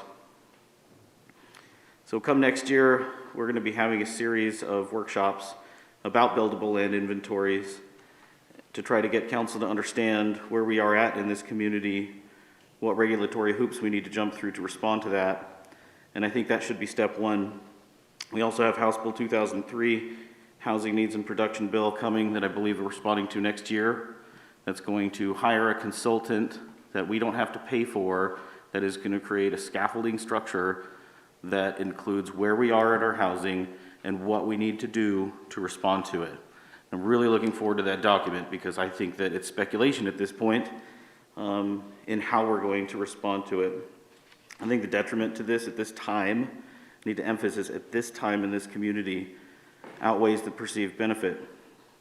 Not to mention that the CEDC unanimously agrees with that sentiment. So, that being said, I can't get behind it. And the irony is not lost on me that we tonight made a proclamation to support small businesses, and in the same evening we're talking about taxing a certain classification of small businesses that we are dependent on in solving this crisis. Rob, Rob, then Vanessa. So, DJ, are you saying, am I understanding correctly that you're saying that your class of business would be paying this tax? Or are you saying that, because we've heard tonight that it would be the first-time home buyer that would be paying it, now you're saying that you would be paying it, and I'm just trying to be clear as to what you're saying. Sure, the market will allow builders to build whatever the market says. You know, you can't artificially inflate, you know, the selling price of a home, if you will. There's a lot of different ways to look at it. Could it be passed on to the consumer? Yes, it could. Could it theoretically come out of the margins of the builders? Yes, it could. So yes, in general, I'm saying that there's a detriment to small businesses and contractors and affordable housing contractors and even the big boys out there. Yes, this will negatively affect them. Vanessa? I would like to preface my statement with saying I would like to encourage my fellow counselors to come prepared to meetings, even if that means doing independent research. I did research what other cities, what their experiences have been with this tax, and it seems to have been very well received by each city.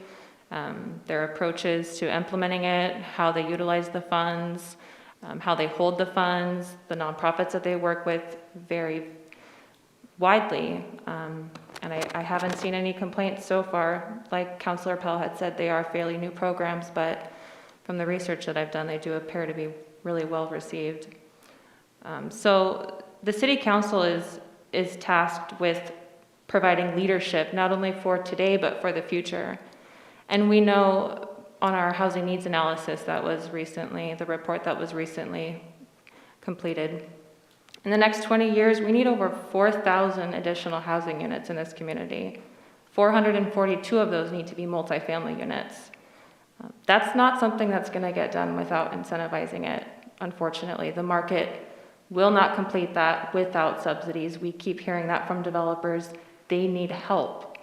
And I do believe that this is a piece of the puzzle to help developers move in that direction. We've heard tonight from a gentleman that our economy used to be based on mills, and I think that's a really important historical perspective in this discussion because another industry did not come in and replace that. So we've taken it upon ourselves to brand ourselves as a tourist destination, and we are largely now a service sector economy and a tourist-based economy. People are going to come here and they're going to fall in love with this community, and we're going to need more housing units for them. Again, the service industry and the tourist-based industry, these are often below the area median income. That comes into the middle housing types that we need to be developing. And I think that the illustration of the Move Up article does display that beautifully, that there is middle housing that we need for this principle to be successful. And unfortunately, it's not something that we can succeed in until we do have that middle housing type. I would also like to say that the tax in question this evening is 0.5%. It is an extremely modest tax. I think we can anticipate it's likely to be passed down to the homeowner. If that situation does come up, it's over a 30-year mortgage term. That's less than $15 a month for the average home price of our community. That's not a make or break situation for folks. There was also discussion about expanding into the urban growth boundary and the conversation that we will be having into next year. And we do know that with urban sprawl, the more that we build outside of our already established infrastructure, housing will become more expensive, and we will hear from developers that the system development charges are likely to be a huge barrier for the development out of our already existing infrastructure. That's where the construction excise tax program comes in, where we can help alleviate some of that burden on them. Again, to reiterate, this has been a recommendation of the Housing Advisory Committee since 2018. If the council had heeded their advice at that time, there could approximately be $1.8 million in that fund today. And I think you can imagine a significant amount can be done with that kind of money. In conjunction with the surplus property sales that are on our agenda later on this evening, if hypothetically the council did decide to move forward with that and the construction excise tax, in a year's time, we can have $849,000 in this fund available for affordable housing projects. The way that it is currently laid out, it is extremely flexible with the 50-30 categories, so that developers can come to us and tell us what barriers they're experiencing, and we can work with them on that. This is not an insignificant amount of money that we're talking about raising. It's simply not accurate to say that the estimated revenue is too small to have any impact. The council has had 2 separate recommendations from professional consulting groups to adopt the construction excise tax. An Eco Northwest stakeholder summary report did identify the CET as a viable puzzle piece to addressing financial barriers for affordable housing development, and 3J Consultants also recommended the CET implementation. And with all that being said, I do support moving forward with the CET this evening. Thank you. Thank you. Brian? Yeah, I just wanted to really quick address, because the CEDC recommendations have been referenced quite a bit. And so some of the points that they made were, and some of the points that I actually agree with. They said that the $30,000 threshold to start charging the tax is too low, and I'm in agreement that I think that's probably too low. I think 50,000 is a more reasonable number for that. They also said that the estimated annual revenue generated by CET is too small to have a meaningful impact on affordable housing. I kind of agree with that too. I mean, I'm inclined to maybe we should do 0.75%, because I do think that the amount of money from 0.5%, while it will help, 0.75% would help even more. They also said that CEDC encourages the city to focus on reducing barriers to new residential development instead of a new tax, and it's called the construction excise tax, and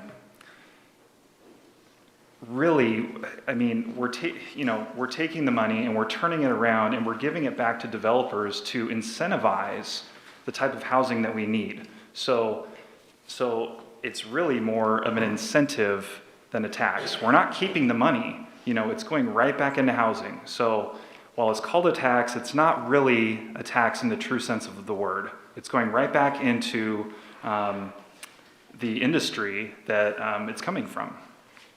So I agree with those comments from CEDC. And I'm going to go ahead and move to adopt the ordinance adding section 4.06, building permit construction excise tax to the Grants Pass Municipal Code with the amendments of making the limit for the residential permit $50,000 and above, and then also making the amendment to on page 12, where it talks about the dedication of revenue. Under C1, it talks about the commercial allocation. And there's a difference between the residential allocation and the commercial. In the residential, it says it will apply to households at or below 80% AMI. And for the commercial, it states that it will apply to households up to 120% of AMI on page 12. And so the amendment would just be on C1 to change that 100 or the 120% and move it to 100% to make it a little more in line with the goal we're trying to accomplish. Okay, so the motion was to pass the ordinance with two amendments. One was on page 5, item number 5, to increase the minimum value to $50,000 from $30,000. That may appear other places in the document. And page 12, item C1, to adjust to 100% from 120%. That's correct. All right, is there a second? Vanessa? All right, is there a discussion on the motion? No discussion. All right. Brian, how do you vote? Yes. Vanessa? Yes. Rob? Yes. Valerie? No. Kurt? Yes. TJ? No. Joel? Need more information? No. Rick? Yes. Motion passes 5-3. All right. Thank you. Is there anything further on this topic tonight? I need to read the motion. Right. An ordinance of the Council of the City of Grants Pass adding section 4.06 building permit construction excise tax to the Grants Pass Municipal Code as amended. Thank you. And because that was not a unanimous vote, we'll have a second reading at a future date. All right. Next item on our agenda.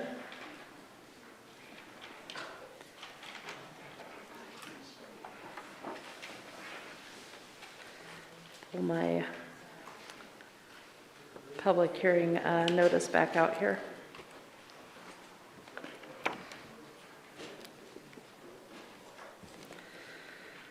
All right. At this time, I will open the public hearing to consider an application filed to vacate a common property line between tax lots 2800 and 2900 of map number 360518DD. We will begin with the hearing with a staff report, followed by a presentation by the applicant, statements by persons in favor of the application, statements by persons in opposition to the application, and an opportunity for additional comments by the applicant and staff. After that has occurred, the public comment portion will be closed and the matter will be discussed and acted upon by the council. Is there anyone present who wishes to challenge the authority of the council to hear this matter?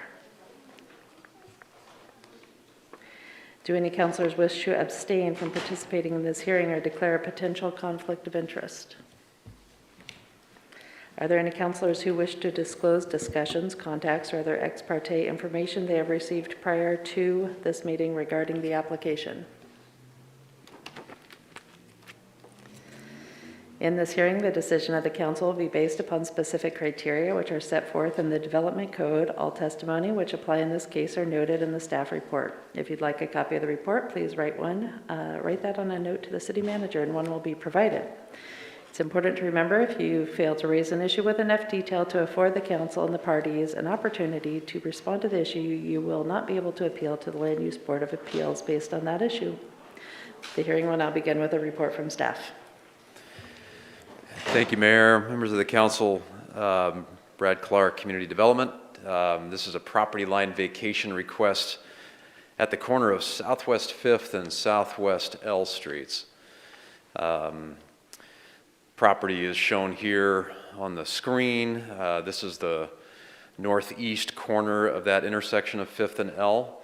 The Gates Furniture is located right across the street.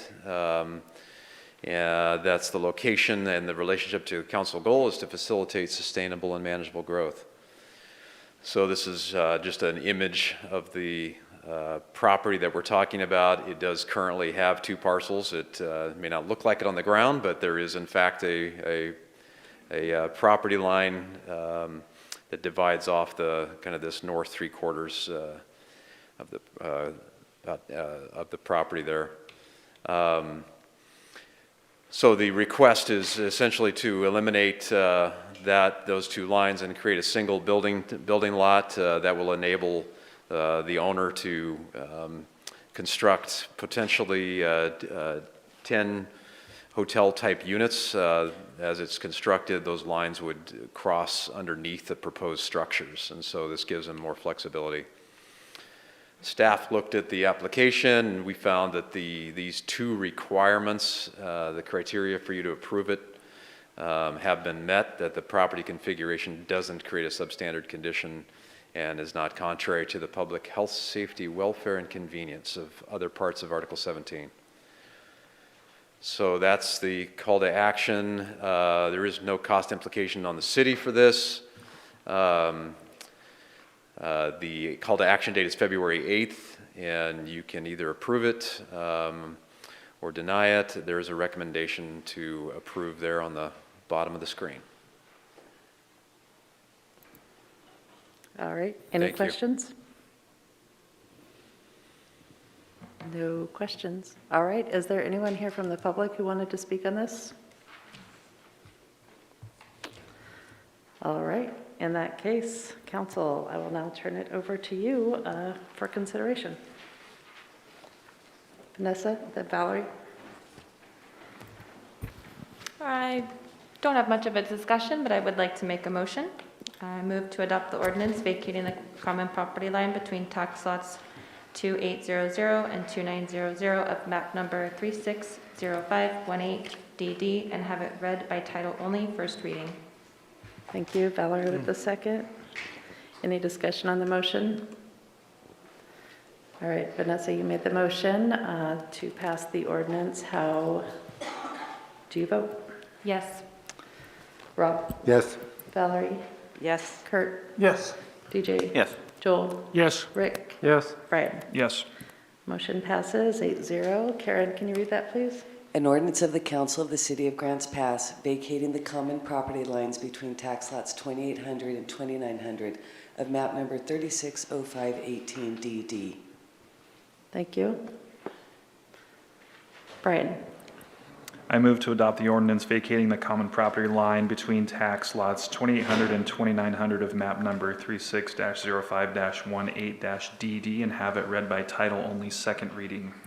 Thank you. Rick with the second. Brian, how do you vote? Yes. Vanessa? Yes. Rob? Yes. Valerie? Yes. Kurt? Yes. DJ? Yes. Joel? Yes. Rick? Yes. Motion passes 8-0.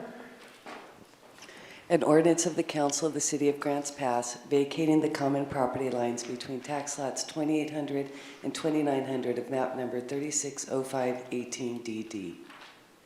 Thank you. All right, next up, we're going to consider a resolution that authorizes the sale of residential property.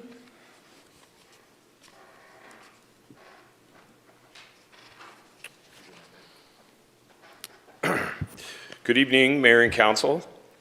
As the Mayor stated, this presentation is regarding the sale of some city-owned property relating to the council goal of cooperative shared leadership. This particular property is the Park Street property. Here's an overview of the property, zoned R112, 3/4 of an acre. This property is one where we're retaining easement path along the river. The suggested market value as proposed by our real estate broker was $150,000. We did receive an offer for $158,000. Call to action today, and really the alternatives are pretty simple. Either accept it, reject it, or come back with something modifying this current offer. Thanks, Mark. Council, do you have any questions? Thank you. Nope. Thank you.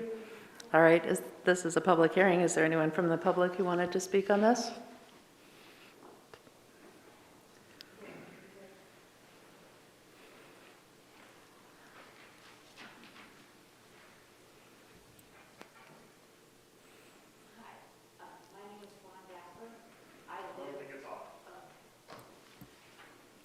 Can you hear me? Yeah. My name is Fawn Dapper. I live right lot next to that. What are you wanting to put there? Is that for like the homeless people? During public comment, it's actually just a time for you to comment, not to ask questions, but just to answer, we're selling it. My comment is that park that's right next to that, we've got needles all over the park. We've got the drug use. We've got traffic that goes back and forth all night long, and they don't do it quietly. They come in, they do 10-minute drug deals. We've got videos, pictures. They've started a fire, and you guys we just want to stop this from the park and everything else around there being open to anybody being able to come and go all night long. Thank you. Thank you. Is there anyone else who wanted to speak? All right. Mark? Yeah, just to respond to that, assuming the sale goes through, this would be privately held property. It's being purchased by a private individual. All right. Is there, I'll go ahead and close the public hearing, turn it over to council for a discussion. Brian? I would move to adopt the resolution authorizing the sale of 0.75 acres of property located on West Park Street to Noel Shuckles. Thank you. Second from Valerie. Thank you. Any discussion on the motion? All right. The motion was to adopt the resolution authorizing the sale. Brian, how do you vote? Yes. Vanessa? Yes. Rob? Yes. Valerie? Yes. Kurt? Yes. Joel? Yes. Rick? Yes. All right. DJ has temporarily stepped out, but motion passes 7-0. And next up, we have another resolution to consider a separate property transaction. Okay, similar type of presentation here. This is 1410 Fruitdale Drive. So the Three Rivers School District has made an offer to purchase this property for $205,000. Here's the overview of it. It's about 3/4 of an acre, zoned R2. Thank you, Mark. Any questions? Thank All you. right. Is there anyone from the public who wanted to speak on this issue? All right. Not seeing anyone, I will close the public hearing and turn the matter over to council. Rick? I'd like to make a motion to approve to adopt authorized sale of 0.71 acres of property located at 1410 Fruitdale Drive to Three Rivers School District. Thank you. Is there a second? Vanessa with the second. Thank you. Any discussion on the motion? No? Okay. Rick, you made the motion to adopt the resolution. How do you vote? Yes. Brian? Yes. Vanessa? Yes. Rob? Yes. Valerie? Yes. Kurt? Yes. Joel? Yes. And Rick? Sorry, you started it. Motion passes 7-0. I almost let you vote twice. Thanks. All right.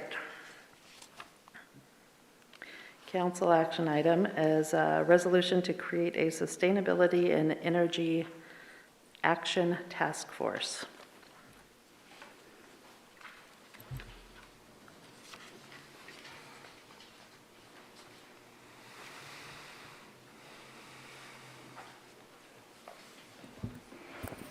Thank you, Mayor and Council.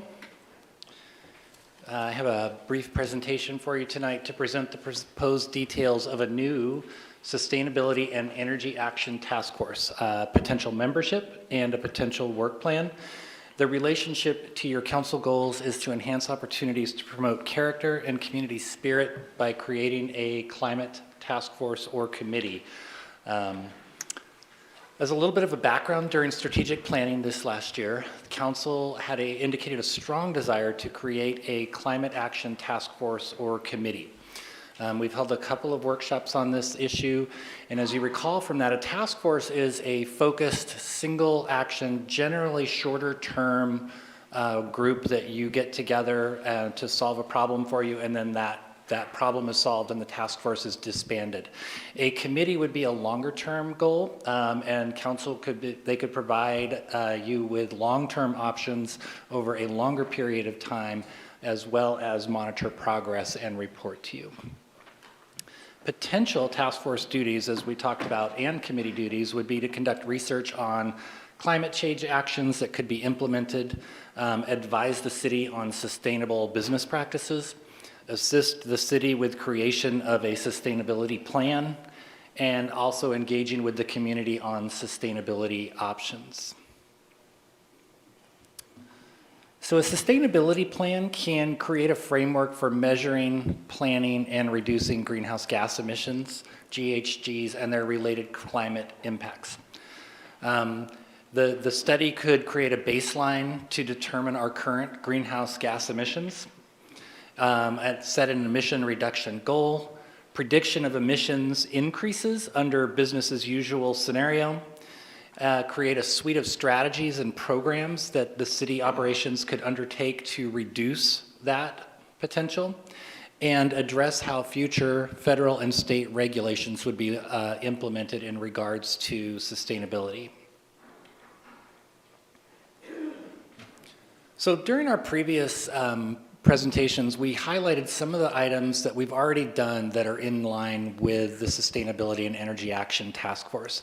And I wanted to highlight those again just for your consideration of what this task force might be making recommendations to you about.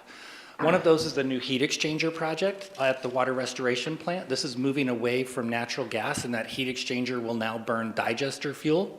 So it will create its own energy to keep the digester warm. Extensive use of hybrid vehicles and the evaluation of electric fleet options. The electric vehicle charging stations that are going to be put downtown shortly. Installation of solar panels on the public safety parking structures. Conversion of all of our streetlights to LEDs. The addition of an urban forester, to monitor the health of the urban trees, which really has a big impact on our environment, increasing carbon absorption, slowing the flow of stormwater from entering our system. Trees have multiple benefits. And then one that I didn't put on this list that I thought of on my way into work this morning, and I added it to my notes. The City of Grants Pass has participated in a pilot program with Oregon Energy Trust Group for repairing water main leaks. And you're kind of going, well, wait a second, what is the tie there to energy? The Energy Trust has realized that leaky pipes cause us to pump more water. Pumping more water takes more energy. And they have created a program by which we're able to measure the amount of water in a leak, repair that leak, and get reimbursed from the Energy Trust for the energy that we have saved. And that program is working out really, really well for us. At an August workshop, the council did indicate a desire to create a task force. That task force would be tasked with creating a sustainability plan limited to city operations. So we wouldn't look to citywide, but just city operations. So what are we doing here at City Hall, public safety, et cetera? How the city operations deal with greenhouse gases and other sustainable practices. It would involve the public to gauge interest in future sustainability initiatives, as well as evaluating the formation of a standing committee to monitor sustainability actions, as well as to advise you on sustainable practices. At that time, we did talk about potential task force composition. For a climate action sustainability plan to be successful, very diverse community involvement is going to be essential.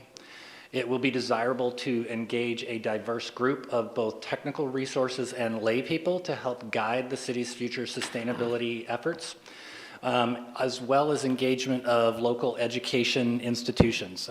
We would definitely want to engage the students in the community. So at that time, we had presented a much larger list. We've pared that list, or I've pared that list down for your consideration. We would like to see that the initial group be comprised of a local energy efficiency professional, a solar professional, contractor or developer. We would like to get a student from Rogue Community College, one from Grants Pass High School. We also would like to enlist a person with agriculture, horticultural, arborist experience.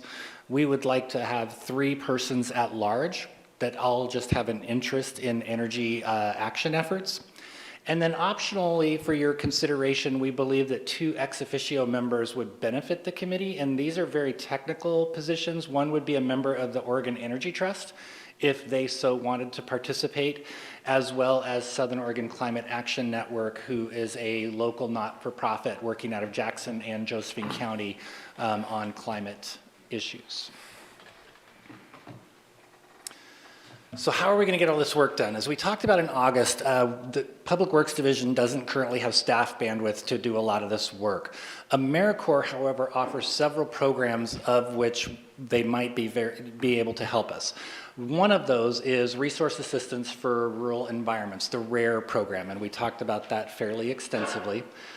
This is an AmeriCorps program administered through the University of Oregon, and they could provide a full-time person to assist with this effort for 11 months and work essentially as a city employee during that time. They would be really critical for us if we were to tackle this project, to be able to do a lot of the planning, the citizen involvement, as well as to work alongside the task force and a consultant to create the sustainability plan. This does not come free. It would cost the city $23,500 to place, train, and support a full-time RARE Corps member. So the other thing about this is that if we were to pursue a RARE member, it is a long process. The application period does not begin until April 2nd. June 4th is when community position descriptions are due. We have to get our application, the member applications are all by August, and then that kind of rolls through. That's when the RARE Corps members, so the RARE Corps members turn in their applications on August 18th, and then the program coordinators pair those members up with possible communities. And then we have a phone interview, and it's a two-way interview. Not only is the RARE Corps member to see if the community is a good fit for them and their skills, but also whether we believe that that person is a good fit for our project. And then final placement would not be until September, mid-September. So as you can see, it would take quite a while to get this position filled. On the city's time frame, if we were to form the task force, if you were to form that task force tonight, 11/17, we could place an advertisement probably the week of November 29th. We would recommend waiting until after the holidays, Thanksgiving holiday, to get that advertisement placed. We would likely want to run that advertisement over several occasions, 4 weeks or more, to allow for fairly significant citizen input. Staff would then present those applications to you for consideration, probably at the second meeting of January, first meeting in February.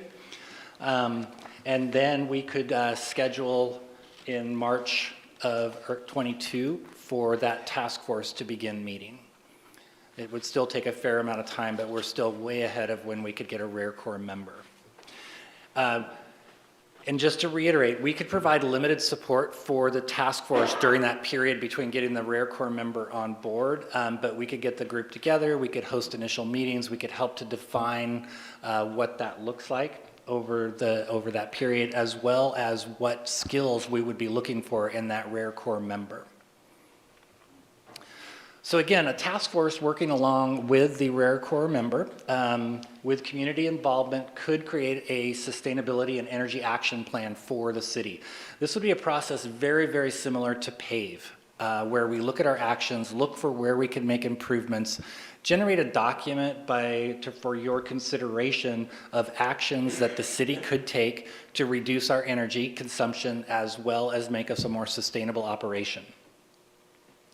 As again discussed in August, we have limited bandwidth and we really would rely on a AmeriCorps member to help facilitate this, as there's quite a bit of work to do, as well as some minor assistance from a consultant to write the actual plan. The cost implications, as we talked about in August, are variable. We, again, don't have those staff resources. We would really rely on that AmeriCorps member at a minimum of the $23,500 for that, in addition to some costs that the city would incur for office space, computers, and that type of thing. We would actually recommend that the budget be closer to $50,000 for this project were it to move forward, and we fund that for probably at least 2 years. While we would have to reapply for the AmeriCorps member and may not get the same member, we could potentially get that for 2 years running. That would make sure that we have enough time to get the plan created and presented to you for your consideration. And I have a call to action with some alternatives for you. I did want to put out several alternatives.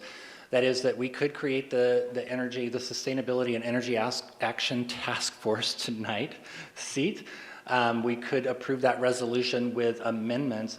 We could also delay the formation of this task force until the city has obtained the services of an AmeriCorps RARE member, or not approve this at all. And with that, I would take any of your questions. Thank you, Jason. Are there any questions? Rick? Thank you, Jason. So how effective would the committee be without the RARE member on board? So because we'd be looking at about a 6-month window, I think if they were meeting monthly, they could be fairly effective. We could help create that criteria of what we would be looking for in that AmeriCorps member, what tasks that we would want them to be accomplishing once we got them on board. I think that there could be, and it wouldn't be that we would be diving in and creating a sustainability plan in that first 6 months. Any other questions? All right, thank you, Jason. Thank you very much. And is there anyone from the public who wanted to speak on this issue? I see people raising hands. Go ahead and just step forward.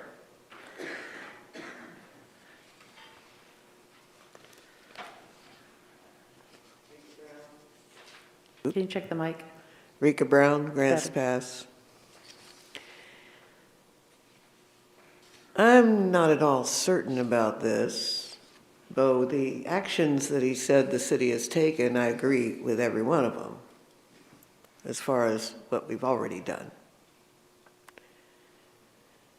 But I'm not sure we need a person from the University of Oregon to guide us. In this effort, I think we ought to look at our own local solutions. And I would hope that this doesn't turn into something like the IPCC, where they only allow the viewpoint that carbon dioxide is killing our world and try to avoid anything that contradicts that.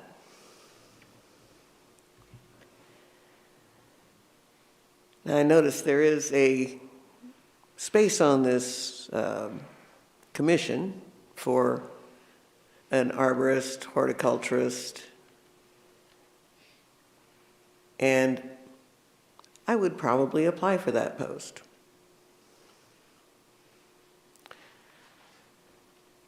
I think it's very true. We need diverse opinions on this task force. Thank you. Thank you. Come on up.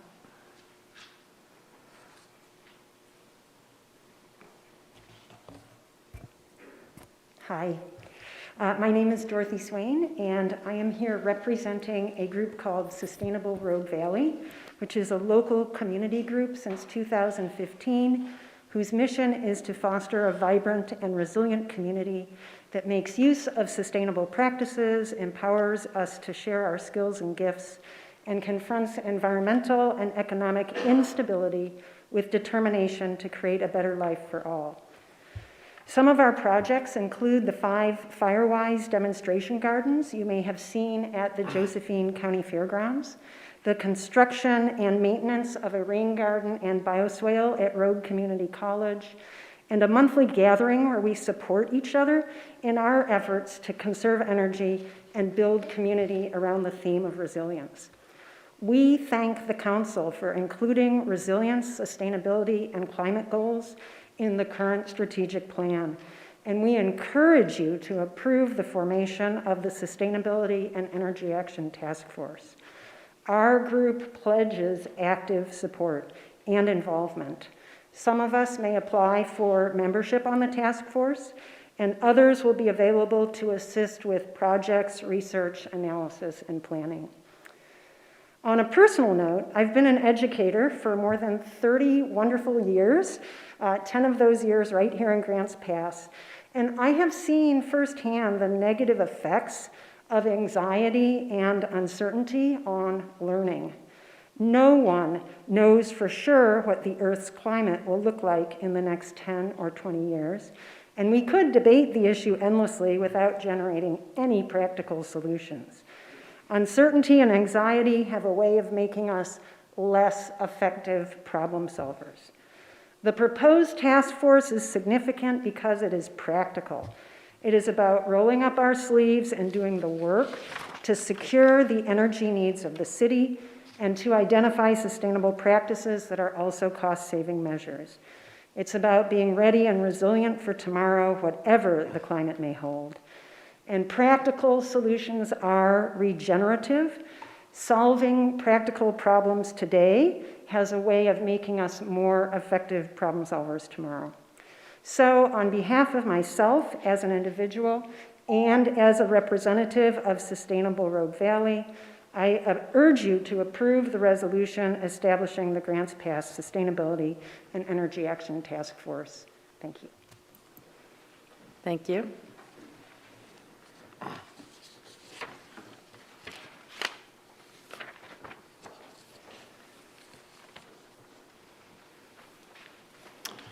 Mayor, council, staff, appreciate the opportunity to comment tonight. My name is Tom Bradbeer. I reside in Ward 4.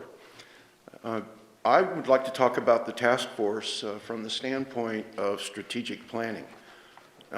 You are initiating this year's strategic planning cycle this week, and I think it's a very fitting that you are discussing the development of a sustainability task force when you're also thinking about long-range strategic planning. Sustainability is a long-range planning issue. And while a short-term task force can accomplish a great deal, I think it's very important to recognize that this is not something that will occur in a few days or even a year or two. Sustainability is something that is going to have to become a part of ongoing discussions and policy decisions and projects. So I think the strategic planning process that the city uses is one of the strengths of municipal government in Grants Pass. This strategic planning process has been recognized around the state. We have a lot of success with the use of the strategic planning process that Mr. Kubik has provided leadership for over the years. And I'd just like to cite a couple of long-term successes that have come out of that process, because I think the same thing can happen with the topic of sustainability. The first and probably the biggest is the new water filtration plant. The discussions leading to the idea that we need a more resilient and modern plant began years ago. And in 2015, there was a rate study that was done that laid the groundwork for funding and planning and engineering of that new plant. And the results are becoming apparent. There have been some hiccups along the way, but now the site is being developed and there will soon be a new water filtration plant. The other is the benefits reserve in the budget. Back in 2018, I noted that it was Thanks to actions in the past in building up a PERS reserve, the city's operating budget won't be as severely impacted by rate changes for at least a few more years.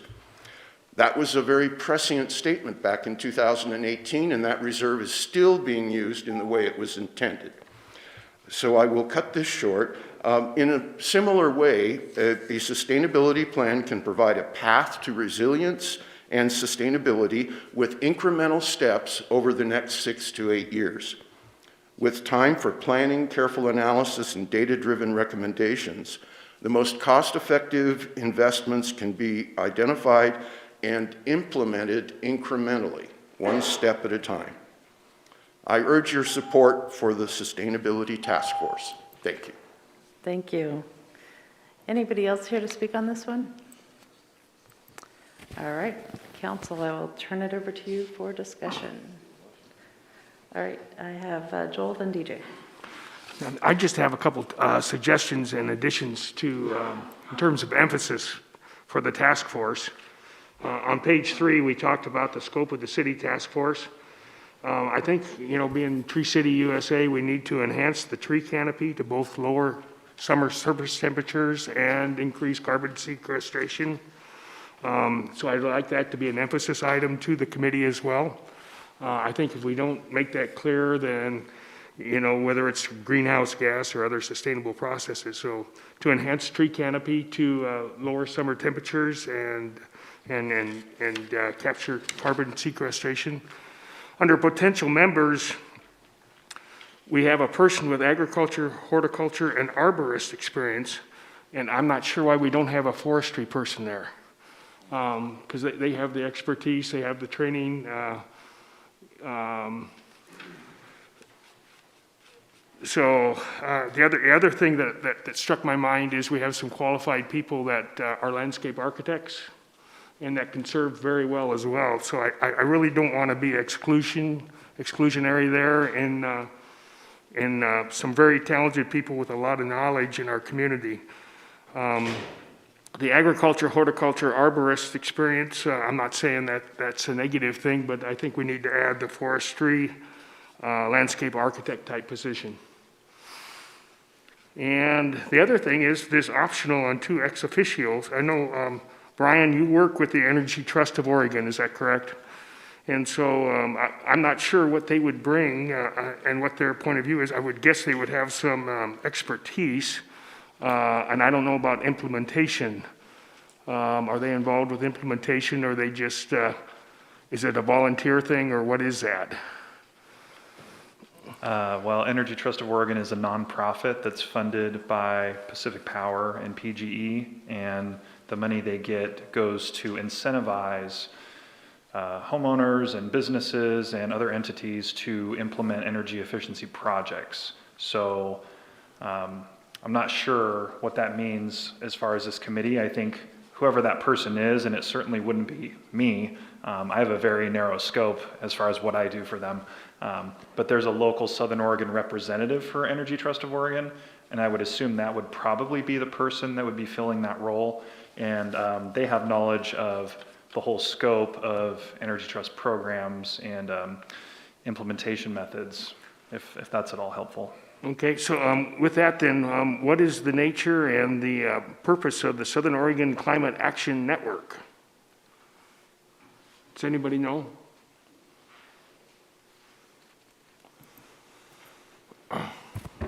Yeah, thank you.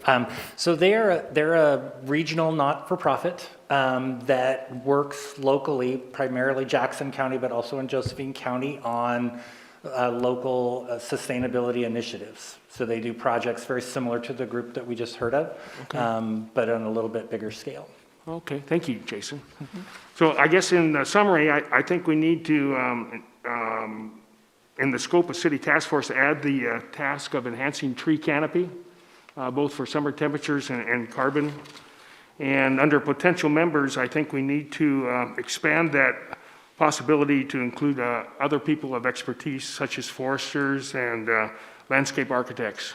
Because I know I've had a really positive experience with both of those folks, and they're educated at the university to deal with things like this. DJ? I think that those are great recommendations. So I move that the city form the Sustainability and Energy Action Task Force to look at sustainable city operations with an amendment for an emphasis on tree canopy and addition of 2 membership slots for a forestry representative position and a landscape architect position. Thank you. Would the motion be to specifically designate 2 additional spots for those? So adding 2 members to the commission? Sure. Yeah, it was expanding it into that being a membership goal.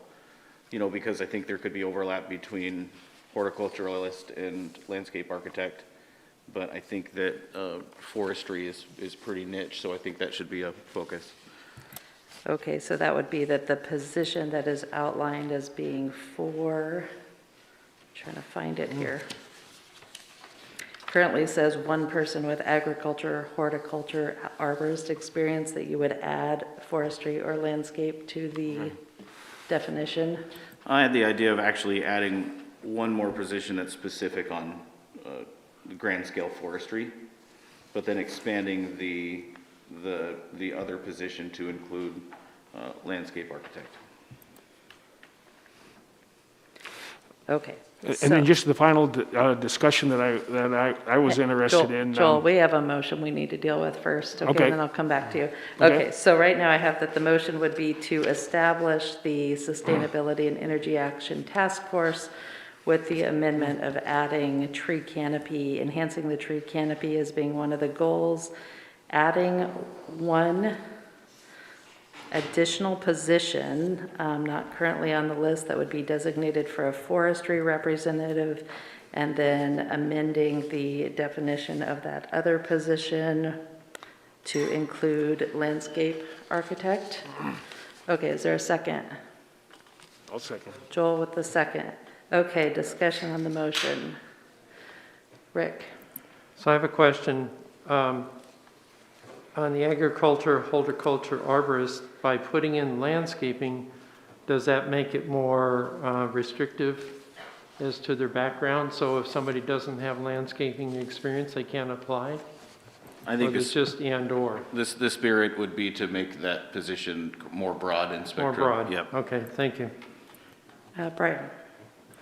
Yeah, I'm in favor of the goal for enhancing the urban tree canopy. I think that makes total sense. I just have a question about adding the position for the forester and for the landscape maintenance. The scope of the task force as it sits right now is just looking at city operations. We're not looking at the community at large. So I'm just wondering if it would be appropriate maybe if our urban forester on staff was not necessarily a member of the committee, but he perhaps sat in on the meetings and provided guidance to the committee in that regard. I'm not sure of how busy Tony is, but I know that a committee meeting is only, an hour a month typically. So I guess we would have to ask staff if that would be something that would work. But, we have an expert urban forester on staff whose goal is to accomplish that. So that was one point. And then on the landscape maintenance piece. Landscape architect. Landscape architect. Yeah, not a maintenance architect. Okay, thank you. As it just the task force pertains to city operations, I'm not opposed to that. I'm just not sure how pertinent it is to the goal of the task force as it sits right now. Well, where it comes from is my experience with the tree committee, and we have a landscape architect on the committee, and he's added a lot of value and a lot of discussion, and that we would have missed without him. And I'm not saying that it has to be that person, but a multidisciplinary committee generally functions better than a single disciplinary committee. And this isn't single by any means, but it would enhance it. Yeah, and I think that I agree, because the city does have plenty of space that needs upkept with as far as landscaping goes. But does staff have any sense of Tony's ability to sit in on these meetings as the urban forester for the city?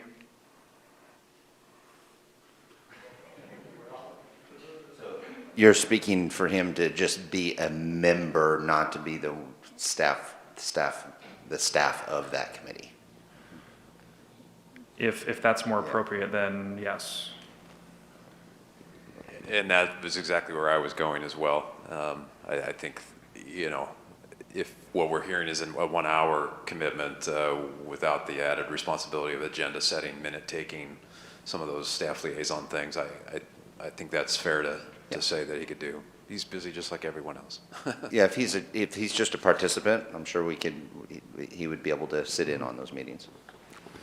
The only thing, and that would be fine, I would be okay with that, it would work well that way.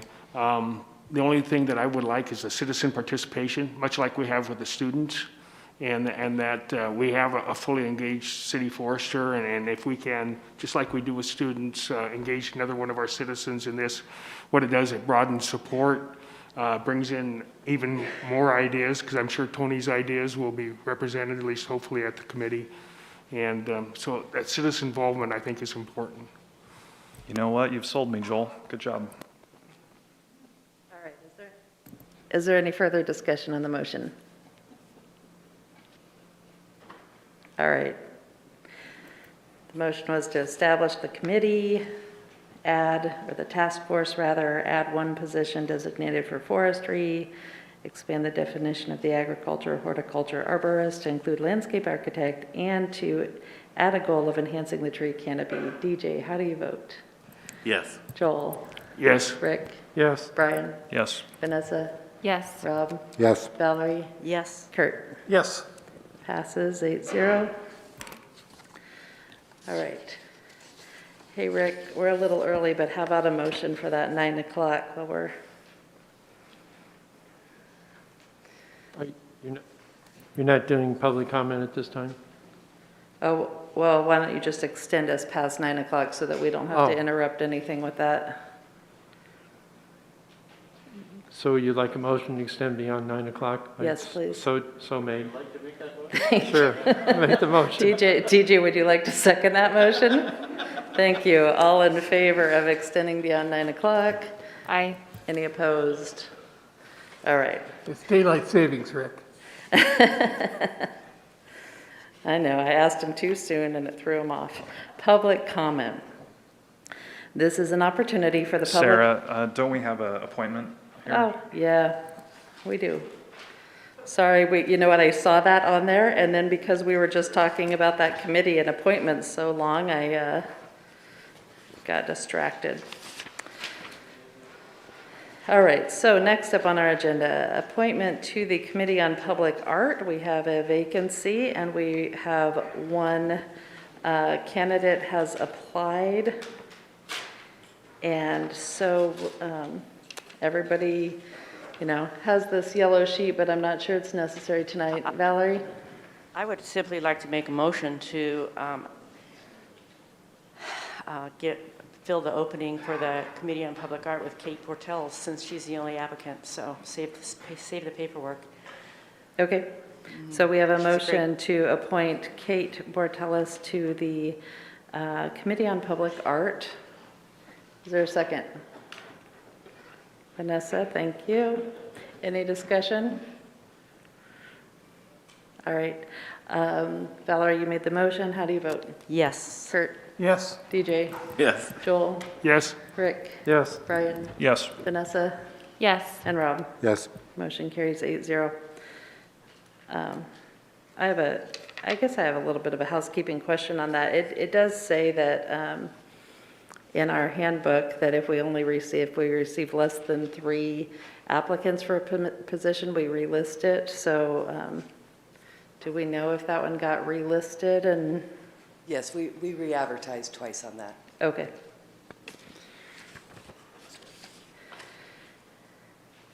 How about next up, public comment?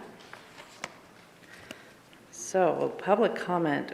This is an opportunity for the public to address the City Council on items not related to a public hearing or council item action before the council tonight. The intent is to provide information that is pertinent to the city's jurisdiction. Each speaker will be given 3 minutes to address the council as one body, not to individuals. At the conclusion of public comment, council will have the opportunity to respond. This meeting will proceed in an effective and courteous manner. Citizens and council members will be allowed to state their positions in an atmosphere free from slander, threats, or other personal attacks. Signs or placards, outbursts of applause, campaigning for public office, or other disruptive behavior will not be tolerated. If you have a question regarding any government-provided service or a current city policy, please contact the city manager's office in an attempt to resolve the matter. And I know we have a lot of people who have been patiently waiting tonight. A couple of pointers, because I know a lot of you were not in the room when I went over this the first time, but you have 3 minutes to speak here at the microphone. If you want to take your mask off while you're speaking for clarity, you're welcome to. The yellow light goes off when you have 30 seconds left, and then there's a red light that goes off, and then you're done, and please don't try to continue when the red light goes off. And do we have anyone on the phone, Karen? No one on the phone, okay. So what I'm going to do, most people are here to talk about urban camping or some sort of housing issue. But let's take care of a couple people who are not. I have Rika Brown.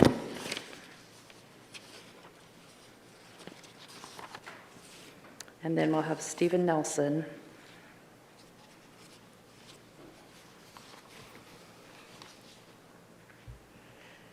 Rika Brown, 1415 Southwest Bridge Street, Grants Pass.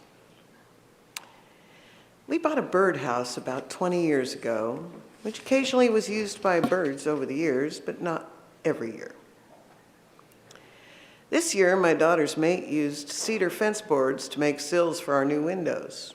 He had pieces of scrap that he built a new style of birdhouse with and hung 3 of them along the east wall of our house this spring, as sparrows mobbed to mate. All the boxes were quickly taken. A couple of years before, we built a chicken run around 3 sides of our tool shed with nest boxes in the east wall of the shed, shaded and sheltered by our neighbor's tall timber bamboo, and put perches outside under the bamboo in a large south overhang. Hens are well-insulated birds. They do fine outside in winter here. That winter, I started feeding them cooked brown rice and meat along with kitchen scraps, grains, greens, and mulch for growing worms. Sparrows found the soft rice very much to their liking as well. This summer, I traded $300 worth of gardening labor for a wonderfully heavy fountain that had not been filled for years. We put it in my front yard near a sweet gum and a witch hazel full of evergreen China blue vine out front of our picture window. Having to top off the fountain every day helps me remember to water my potted plants and pull weeds out front. The sparrows love the fountain. Other birds also visit: hummingbirds, chickadees, a flock of quick, tiny birds, and a jay. We have watched the smaller birds eating pests off our garden plants. Recently, we added a hummingbird feeder outside our dining room window, which is being well used. Having water, food, and birdhouses, and a huge twisty willow tree in our yard has filled our yard with birds. This fall, our sparrows and hummingbirds raised an extra set of young in October because they had everything they need. A hummingbird was recently singing his territory. We have cats outdoors. They haven't made a dent in the bird population. What has been depleting the number of birds, bees, and bugs in our city and our world is lack of water. We rarely see or hear mosquitoes in Grants Pass anymore. Because of water rationing rates, we haven't been watering our yards or our birds like we used to during the 50 years when water was so cheap to use, we thought it was free. Thank you. Thank you. Stephen Nelson?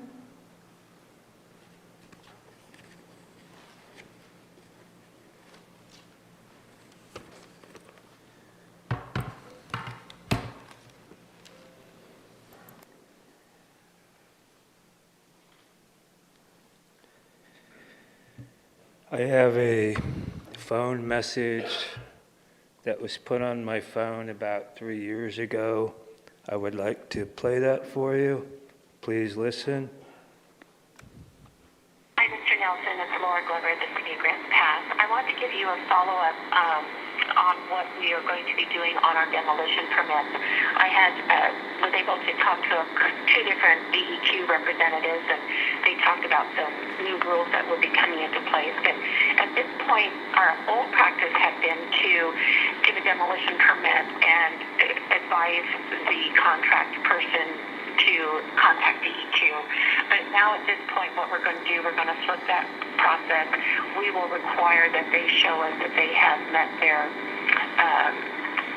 asbestos survey requirement and that they have either a water truck or some other approved mitigation on site to control the dust on site pursuant to DEQ regulations and also our code regulations here. So I want to thank you for bringing that issue up and truly getting my attention on it this time.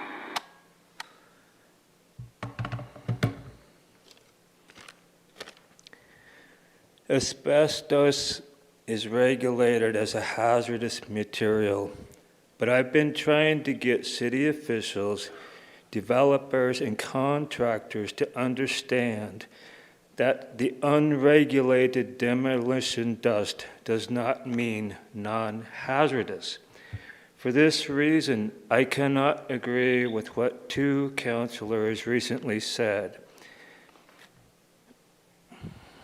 Basically, one said that developers have so much vested that they will not put themselves at risk by illegal demolitions. I have seen this happen many times due to city officials not enforcing the law and thereby allowing developers to be illegal. Also, I cannot agree with another councilor. She said city officials cannot be everywhere, but how many demolitions have there been yearly since I have been trying to get enforcement in the city? 1, 2, maybe 3? This is not an overwhelming number to enforce. I watched one day as a mother pushing a baby in a stroller, attempting to get away from dust. This is not acceptable. The city needs to enforce the amended demolition ordinance. There's no excuse for not doing this. Or look the other way and know that I will be back again speaking on this topic. Thank you. Thank you. Next up, Brentine Daggett.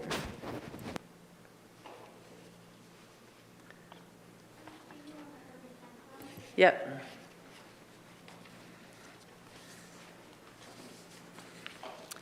Hello, Council. My name is Brentine Daggett. I am a parent and active community member. Among other things, I've been a volunteer soccer coach and a PTA board member for Riverside Elementary.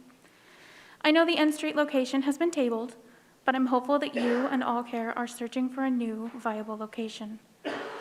I understand that I don't fully recognize all of the nuance and obstacles associated with this project. However, regardless of how complicated setting up this space may be, I feel it's in the city's best interest to commit to avoiding an area within a half-mile of a school zone to ensure that student foot traffic is unaffected. During my time as a volunteer, I faced restrictions and requirements. It's not that we assume volunteers are inherently criminals, but because we recognize that youth are a vulnerable population, and we seek to mitigate risk whenever possible. This is what I hope the city will commit to with this project for the protection of occupants and students alike. I know what an urban campground is, and I know what it isn't. I understand that it's managed, locked at night, and that occupants are vetted through an application process. I understand that there are also no clean requirements or official background checks, and that these potentially 150 adult-only occupants would naturally create foot traffic in the same space as our youngest students, if placed next to a school. Some of the individuals are facing untreated mental health issues or addiction. We know this because there's plans to leverage Measure 101 funding to sustain the project in the future. I respect Rogue Retreat and all that they've accomplished in our community.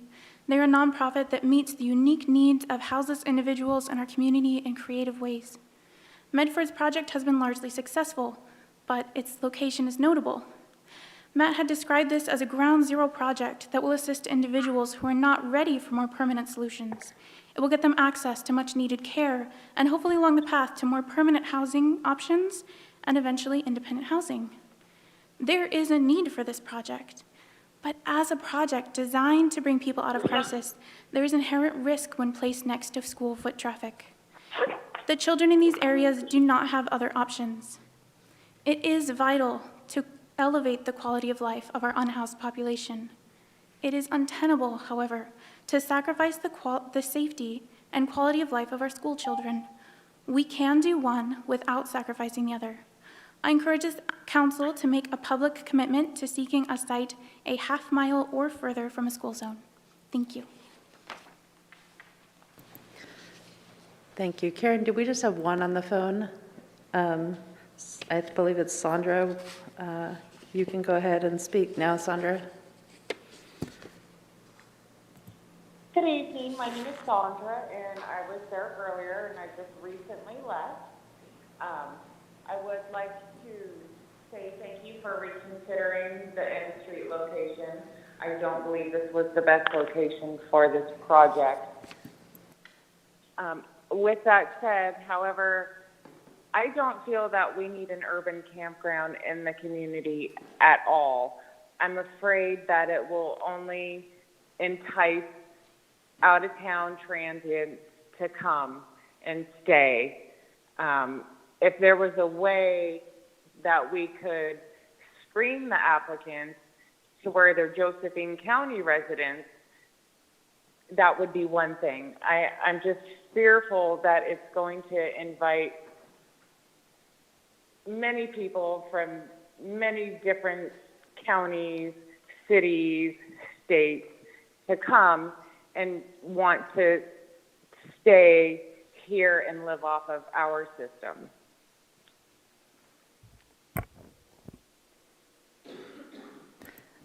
Thank you. Next up is David Dapper.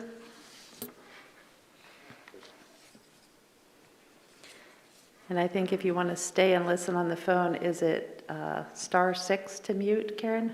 *6 to mute if you want to listen on the phone. Thank you. Hi, David. Hi, my name is David Dapper. I live on 730 West Park Street, Grants Pass homeowner. And thank you all. Now, my wife can water her flowers in our front yard on her street again for the no camping on the street. We do, however, we live by Tussin Park, which is a small extension of All Sports Park. And All Sports Park, there's no camping allowed, so they run across the Tussin Park. And at this point, the break-ins that are going on there, because it's impossible for the police to supervise this park properly because there's only the one road in. And the junkies, not what else the word, but they cut through the fence and they go along the river easements behind the homes. And I sent a picture of my wife cleaning up one of their campgrounds with all the needles and propane tanks and crack pipes. And they're breaking into the next property. They broke into this garage. We caught a couple of them trying to steal a propane tank off a motorhome and bicycles and all whatnot. They're up all night, booming music, shaking the windows down there. These aren't, if there are any unfortunate people that are camping there, families, it's not safe for them. They need another place where they can be supervised. Because it's bad. The fire department was just down there Monday because they're starting fires down in the trees along the river. And I really don't want to be another talent along West Park Street. And so if we could get that extension from All Sports Park extended to Tussin Park, which is just a small extension across the bridge, which isn't designed to handle this, and they could be supervised safe somewhere, because they aren't all junkies. Some people are just unfortunate victims of circumstance.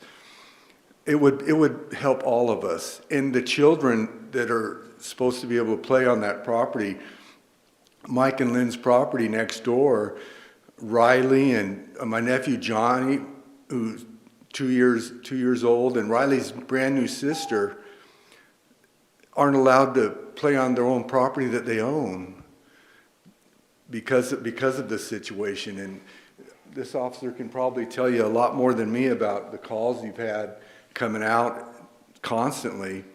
So if we could just extend that all sports park into Tustin Park, the no camping thing, and allow the police to enforce the 8 o'clock closing time, because nothing good happens on there at that park late at night. Thank you. Thank you. Hugh Gonzalez?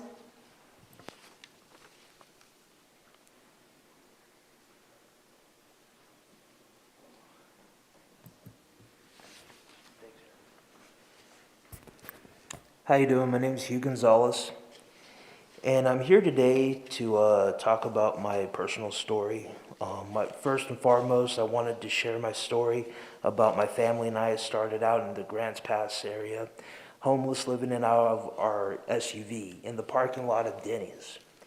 And through my hard work, getting work and establishing my family here, we were able to move into Motel 6 in Grants Pass. And then from there, I had the opportunity to turn a 3-bedroom, 2-bath house here in Grants Pass into our home. And the reason for that is because people in this community like yourself and others that are willing to help the homeless and get them established, get them the help they need, and help them have a place to call home, even if it's temporary, so they can get their mental health, work needs, whatever, met with the urban shelter. And I think that's a really big, important part of this community, because if we're a community, the meaning of community is working together. And I strongly urge the council to push that forward and let's find a happy medium in protecting the costs or the investment in people's homes in this community by not directly putting maybe that next to someone's home, but somewhere close to the outskirts, but still in Grants Pass. So it's not a nuisance, it's not an issue. They're supervised, protected, while getting the services and help they need. And we have lots of resources here to help make that happen. And I'm a big advocate for that. And I just want to thank you guys for hearing me out tonight. Thank you. Thank you. Matthew Eldridge?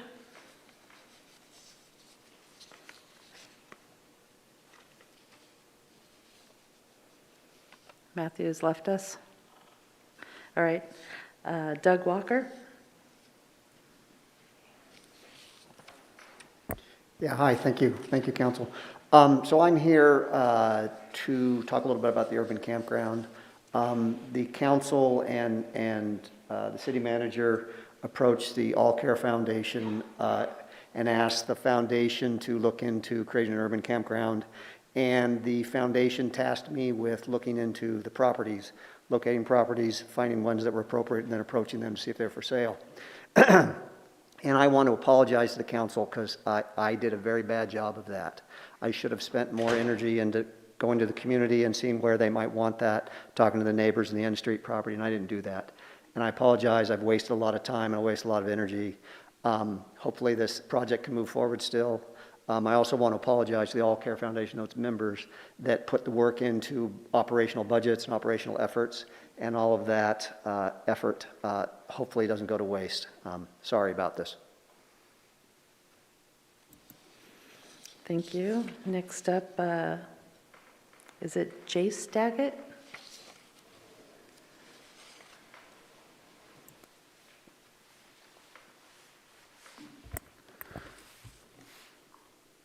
I'm Jace Daggett. In regards to the urban campground, I would like to inform you of an eager partner and their property that I believe is a win-win-win-win opportunity for everybody involved. In fact, they have 2 adjacent parcels of land within city limits and near the necessary amenities, which are already correctly zoned, currently vacant, correctly sized, and not near schools. Those parcels are 220 and 224 Northeast Hillcrest, and the partner is All Care. I would like to formally propose that the City Council restructure the grant, if legally possible, to provide All Care up to the same amount of money in order to redevelop their vacant land next to their offices, enough to be suitable to house the homeless. I said this would be a win-win-win-win scenario, so here's how I see everybody winning. This would allow All Care to put taxpayer money where their mouth is. If they accept, they'd be able to see the progress that their efforts are making in this community every single day, while having their land developed not on their dime. Long term, they may move or remove the site after its success is proven to the community, and they'd get their developed land back. If they do not accept, then I hope you would demand for a convincing reason why. It would allow the city to restart negotiations without worrying about the sale of a property, and therefore I imagine you could fast track this process to make up for lost time. It would also reduce or eliminate your risk for not being able to buy back the property for $1, because its location guarantees that the site's success is always in All Care's best interest. Excess funds could be fed into Rogue Retreat directly for a better chance of their success. In theory, All Care would only need to hire a crew to move quite a bit of dirt, but not $1 million worth. If it's not legally possible to give Rogue Retreat the leftover funds like that, then you could find an alternate use for the balance of the ARPA money in our community. And lastly, it would allow both schools and residents in Grants Pass to continue feeling comforted, knowing that they are not in direct proximity of the site, since we know that the challenges that have been imposed on the Medford Campground's neighbors, direct neighbors. Because if you didn't know, the School District 7 board voted unanimously, Delagrange abstaining, to denounce the N Street property due to its proximity to Riverside Elementary. I recognize the suggestion is tongue-in-cheek, but after mulling it over in my head for the past week, I kept failing to see any downsides. As a former homeless individual myself, please understand that my suggestion is genuine. I want All Care and Rogue Retreat to succeed with this campground, and I honestly don't know if the council will find anywhere better in Grants Pass to kickstart this effort. I challenge All Care to offer these properties to improve their community relations by showing us that this project is safe and effective as they claim, and I challenge the City Council to push All Care for these properties in order to fast-track development of this effort to help the homeless now that it has been delayed after being set up for failure. Thank you. Thank you. You nailed it there on the red light. I think Indra Nichols has left. Indra, are you here? No. Okay. Is there anybody else who wanted to speak during public comment tonight? All right. Council, did you want to follow up on any of the public comment tonight? Rob? Yeah, I really appreciate Hugh Gonzalez and the gentleman that just spoke coming up and sharing stories, their story, not just any story, but their story. I feel that, I know when I visited the Rogue Retreat facilities in Medford, not just putting a name and a face to a story, but putting somebody's heart and their heart energy to a story makes me realize that some people do just need a hand up, and they can take it from there. So I think that unless we hear from people, or tonight we had an opportunity to hear from those 2 gentlemen, and if you visit Rogue Retreat, you have an opportunity to actually experience the heart energy of those stories, and you understand what is possible with an urban campground, or what is possible with a shelter situation that's run by the right people. So I really appreciate those 2 men coming forward tonight to personalize that message. Thank you. Anybody else, DJ? Yeah, just a response to Mr. Nelson there. It was not my intention to mislead you or belittle your comment, as my comment about developers' awareness of demolition regulation is subjective, in my opinion, of their response to DEQ regulations about that. I think you have a valid concern, and my apologies to you if I've misled. Joel? And I'd also like to acknowledge the person that lives across from the All Sports Park, because there are some impacts associated with the homeless living in the park that is affecting most of us, but not as much as it is that one particular individual and living next door. What you describe is also real. So I appreciate the true stories, and I appreciate you also sharing with us your experience and what has been real. So thank you.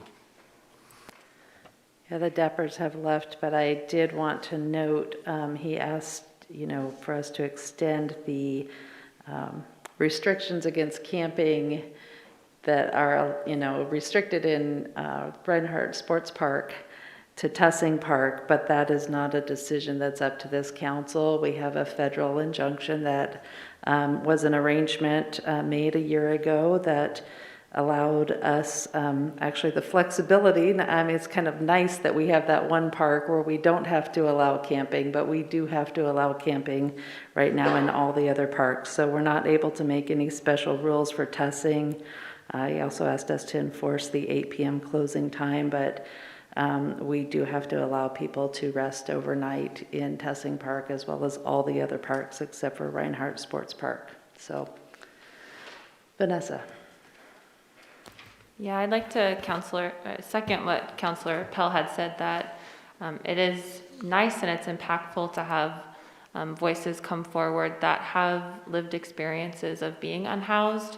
A lot of times when decision makers talk about solutions to the homeless crisis, those voices are often missing from the discussion. So I'm always very thankful when people are able to come forward and share those difficult experiences. And I'd also like to say thank you to Doug for coming forward and making your statement this evening. I'm sure that it's never easy to admit a mistake. I don't think the mistake rests solely on your shoulders.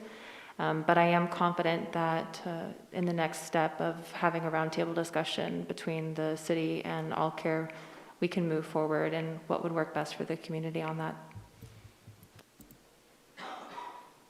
Anybody else? All right, Karen, email report. So there was concerns with the residential dump at Tokea Heights. One, urging council to address the root cause of homelessness, Request to include a community center in the urban renewal funds. Request for council to sign a statement to censure the county commissioners for reckless policies and statements regarding COVID and the homeless. 3, with concerns about water and sewer rates. 1, request for the formation of a sustainability and energy action task force. 1, frustrated with the homeless occupying city parks. 11 emails objecting to urban campground on N Street. 7 objecting to an urban campground in Grants Pass. 1 in opposition to the construction excise tax. And 2 titled, Certain Grants Pass City Council members do not care about what you think. Thank you. Next up, we have the consent agenda, and Rick has something to say before we read it tonight. DJ? I'd like to recuse myself. There's a minute for findings of fact that I participated in, so I will be stepping down during the consent agenda. Thank you. And items on the consent agenda are typically of such routine nature or without controversy that they may be approved in a single action. So assuming there's nothing anybody wants to remove from the consent agenda tonight, DJ, could you go ahead and read it? Yes, item A, resolution authorizing the city manager to contract for medical, prescription, and vision insurance for calendar year 2022. Item B, resolution authorizing the city manager to contract for dental insurance for calendar year 2022. Item C, motion approving the Buckmaster zone map amending findings of fact. And we have City Council, CEDC, and Tourism Advisory Committee minutes to approve. With that, I make a motion to approve the consent calendar. Thank you. Is there a second? Vanessa, thank you. All in favor of, I can never remember. Do I have to go through everybody one by one? I will anyway. DJ, how do you vote? Yes. Joel? Yes. Brian? Yes. Vanessa, Yes. Rob, Yes. Valerie, Yes. Kurt. Yes. All right, thank you. Consent agenda passes. Matters from mayor, council, and staff. The first, I guess, item that we are going to deal with during this tonight is that I did issue that de facto veto regarding the social services grant. So am I supposed to read my letter, Mark? Yes, please. And then Okay. after you read it, then procedurally, the council has to then vote. And the question on the vote is whether or not to, we'll just call it override your veto, even though the charter doesn't use that term. Okay. But override, supersede, however you may term it. And in order for that motion to carry, it would have to be a 3/4 Okay. majority. So, yeah, you all passed a grant a couple weeks back. And my letter says, I wholeheartedly support the intended purpose of the grant to establish an urban campground for the homeless. And I support and appreciate All Care Community Foundation's willingness to partner with the City of Grants Pass in this endeavor. However, it is my opinion that the details of this grant agreement, and particularly the requirements of the restrictive covenant Exhibit A, need further discussion with the All Care Foundation in order to clarify and satisfy the needs and expectations of both parties. I do not approve resolution number 21-7117 as passed by the City Council on November 3rd, 2021. So with that, is there a motion? Do they have to vote or do they make a motion? For convenience, I'd ask that someone make a motion, but I don't think it's necessarily even discretionary whether or not a motion is made. A vote has to be taken. A vote has to be taken. Okay, so would somebody make a motion on overturning, whether or not to overturn the veto? DJ? I move to agree with the veto. I'm not sure really how to word it, but I don't think it matters. I move that we... It is a little awkward. That's Okay, good, yeah, I move that we concede the motion and agree with the veto. Okay, is there a second?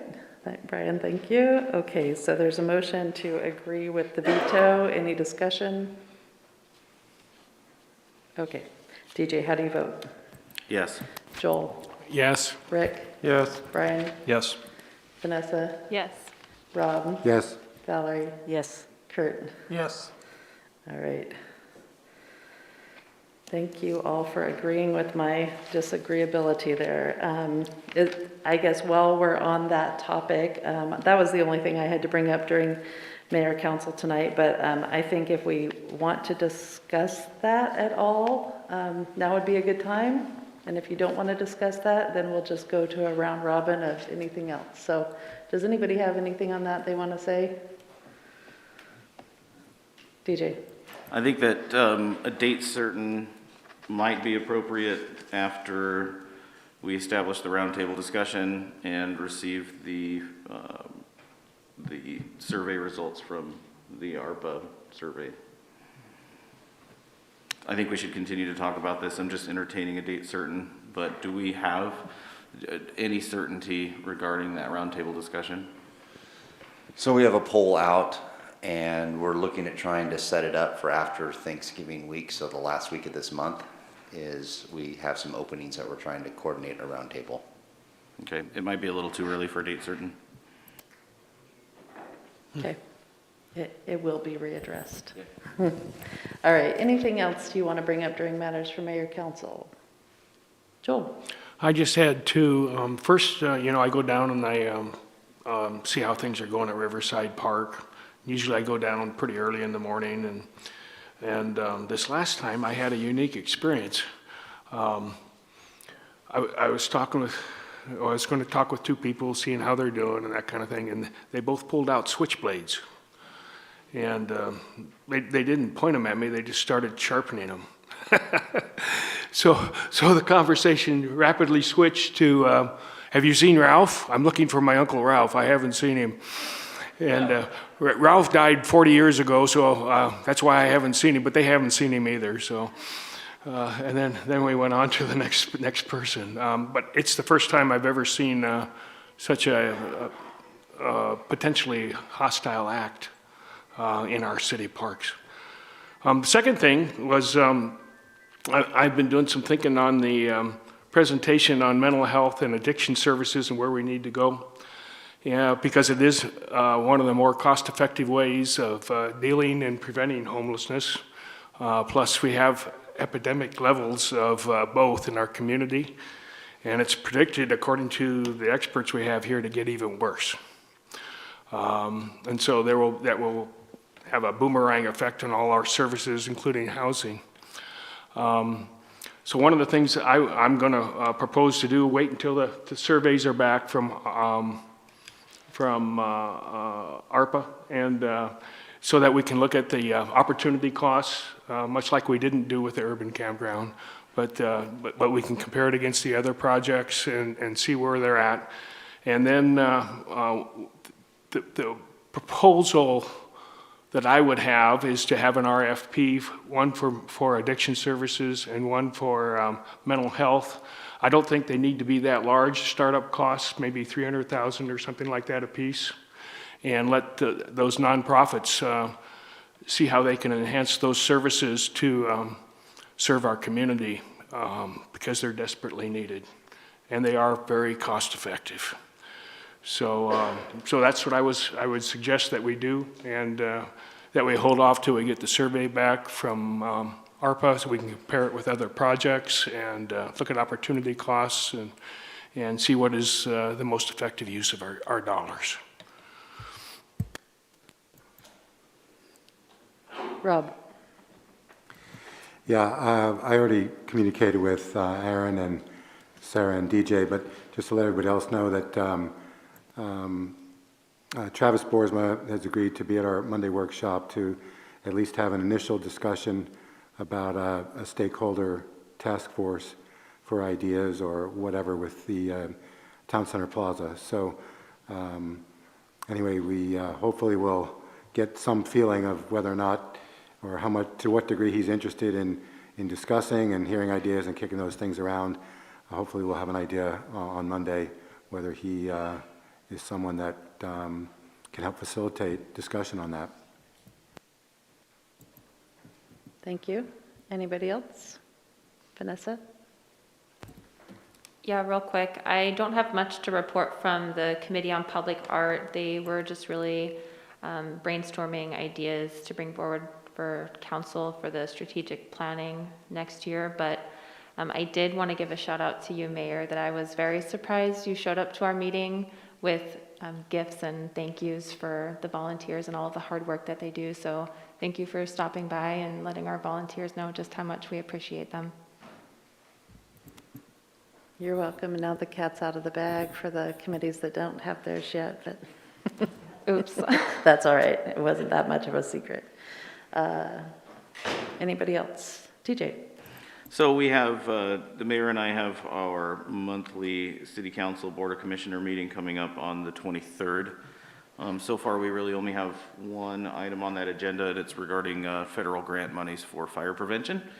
And I'm just asking council if there's anything that they desire to have on that agenda so Sarah and I can bring it to their table. Sorry, what was the date on that? 23rd. One potential item would be, we've discussed their auctioning of the Dollar Mountain properties, and I would be interested in seeing if they would be willing to put an easement on those trail easements before they're sold. I think that's something that's reasonable to ask, and if needed, I mean, we might even be able to pay a nominal fee for that too. Yeah, I'll be sure to bring it up. Rick? Yesterday on Tuesday, we had a solid waste meeting, and basic discussion is about yard waste, and that will be coming to the council in the future, which may be sometime, not immediately, but talking about contamination and the repercussions from that contamination. Thank you. Valerie? First of all, I'll tell you, there was no Metropolitan Planning Organization, or MRMPO, meeting this last month, but we are meeting tomorrow, actually. But, I mean, the big news is that the infrastructure plan has indeed been passed, and so I would imagine that there will be some things that come out from that conversation, so we'll have a discussion, so hopefully in the future we can go. I will also say they are a great place to also get information on green, and because that's basically what they do, is they deal with the air quality. That is their job, is to deal with air quality. So having them involved on that task force may be some connection might be a good thing. And then I did have a question on, because if I'm not, Monday we are dealing with the Dollar Mountain, correct, with that property? Is that what the conversation is on the Monday workshop?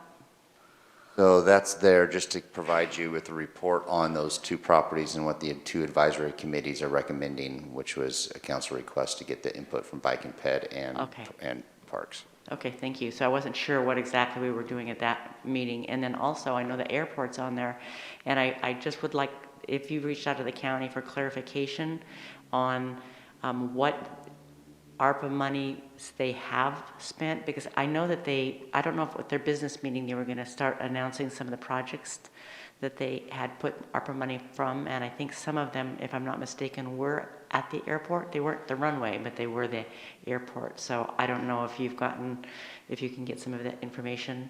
So you're just wanting confirmation on if they spent ARPA dollars on their airport, what was it? Right, exactly, Okay. and what they've committed on an annual basis towards that for the 5-year too. So I just want to have that at the meeting on Monday. Okay, thank you. Anything else? All right, if anybody has any other Board of Commissioner ideas, I guess let DJ or Aaron or I know sooner rather than later. And are there any items from staff tonight? Nope. They're ready to go home. What do you think, guys? DJ? Move to adjourn? Brian with the second. All in favor of adjourning? Aye. Any opposed? All right, we will see you next Monday.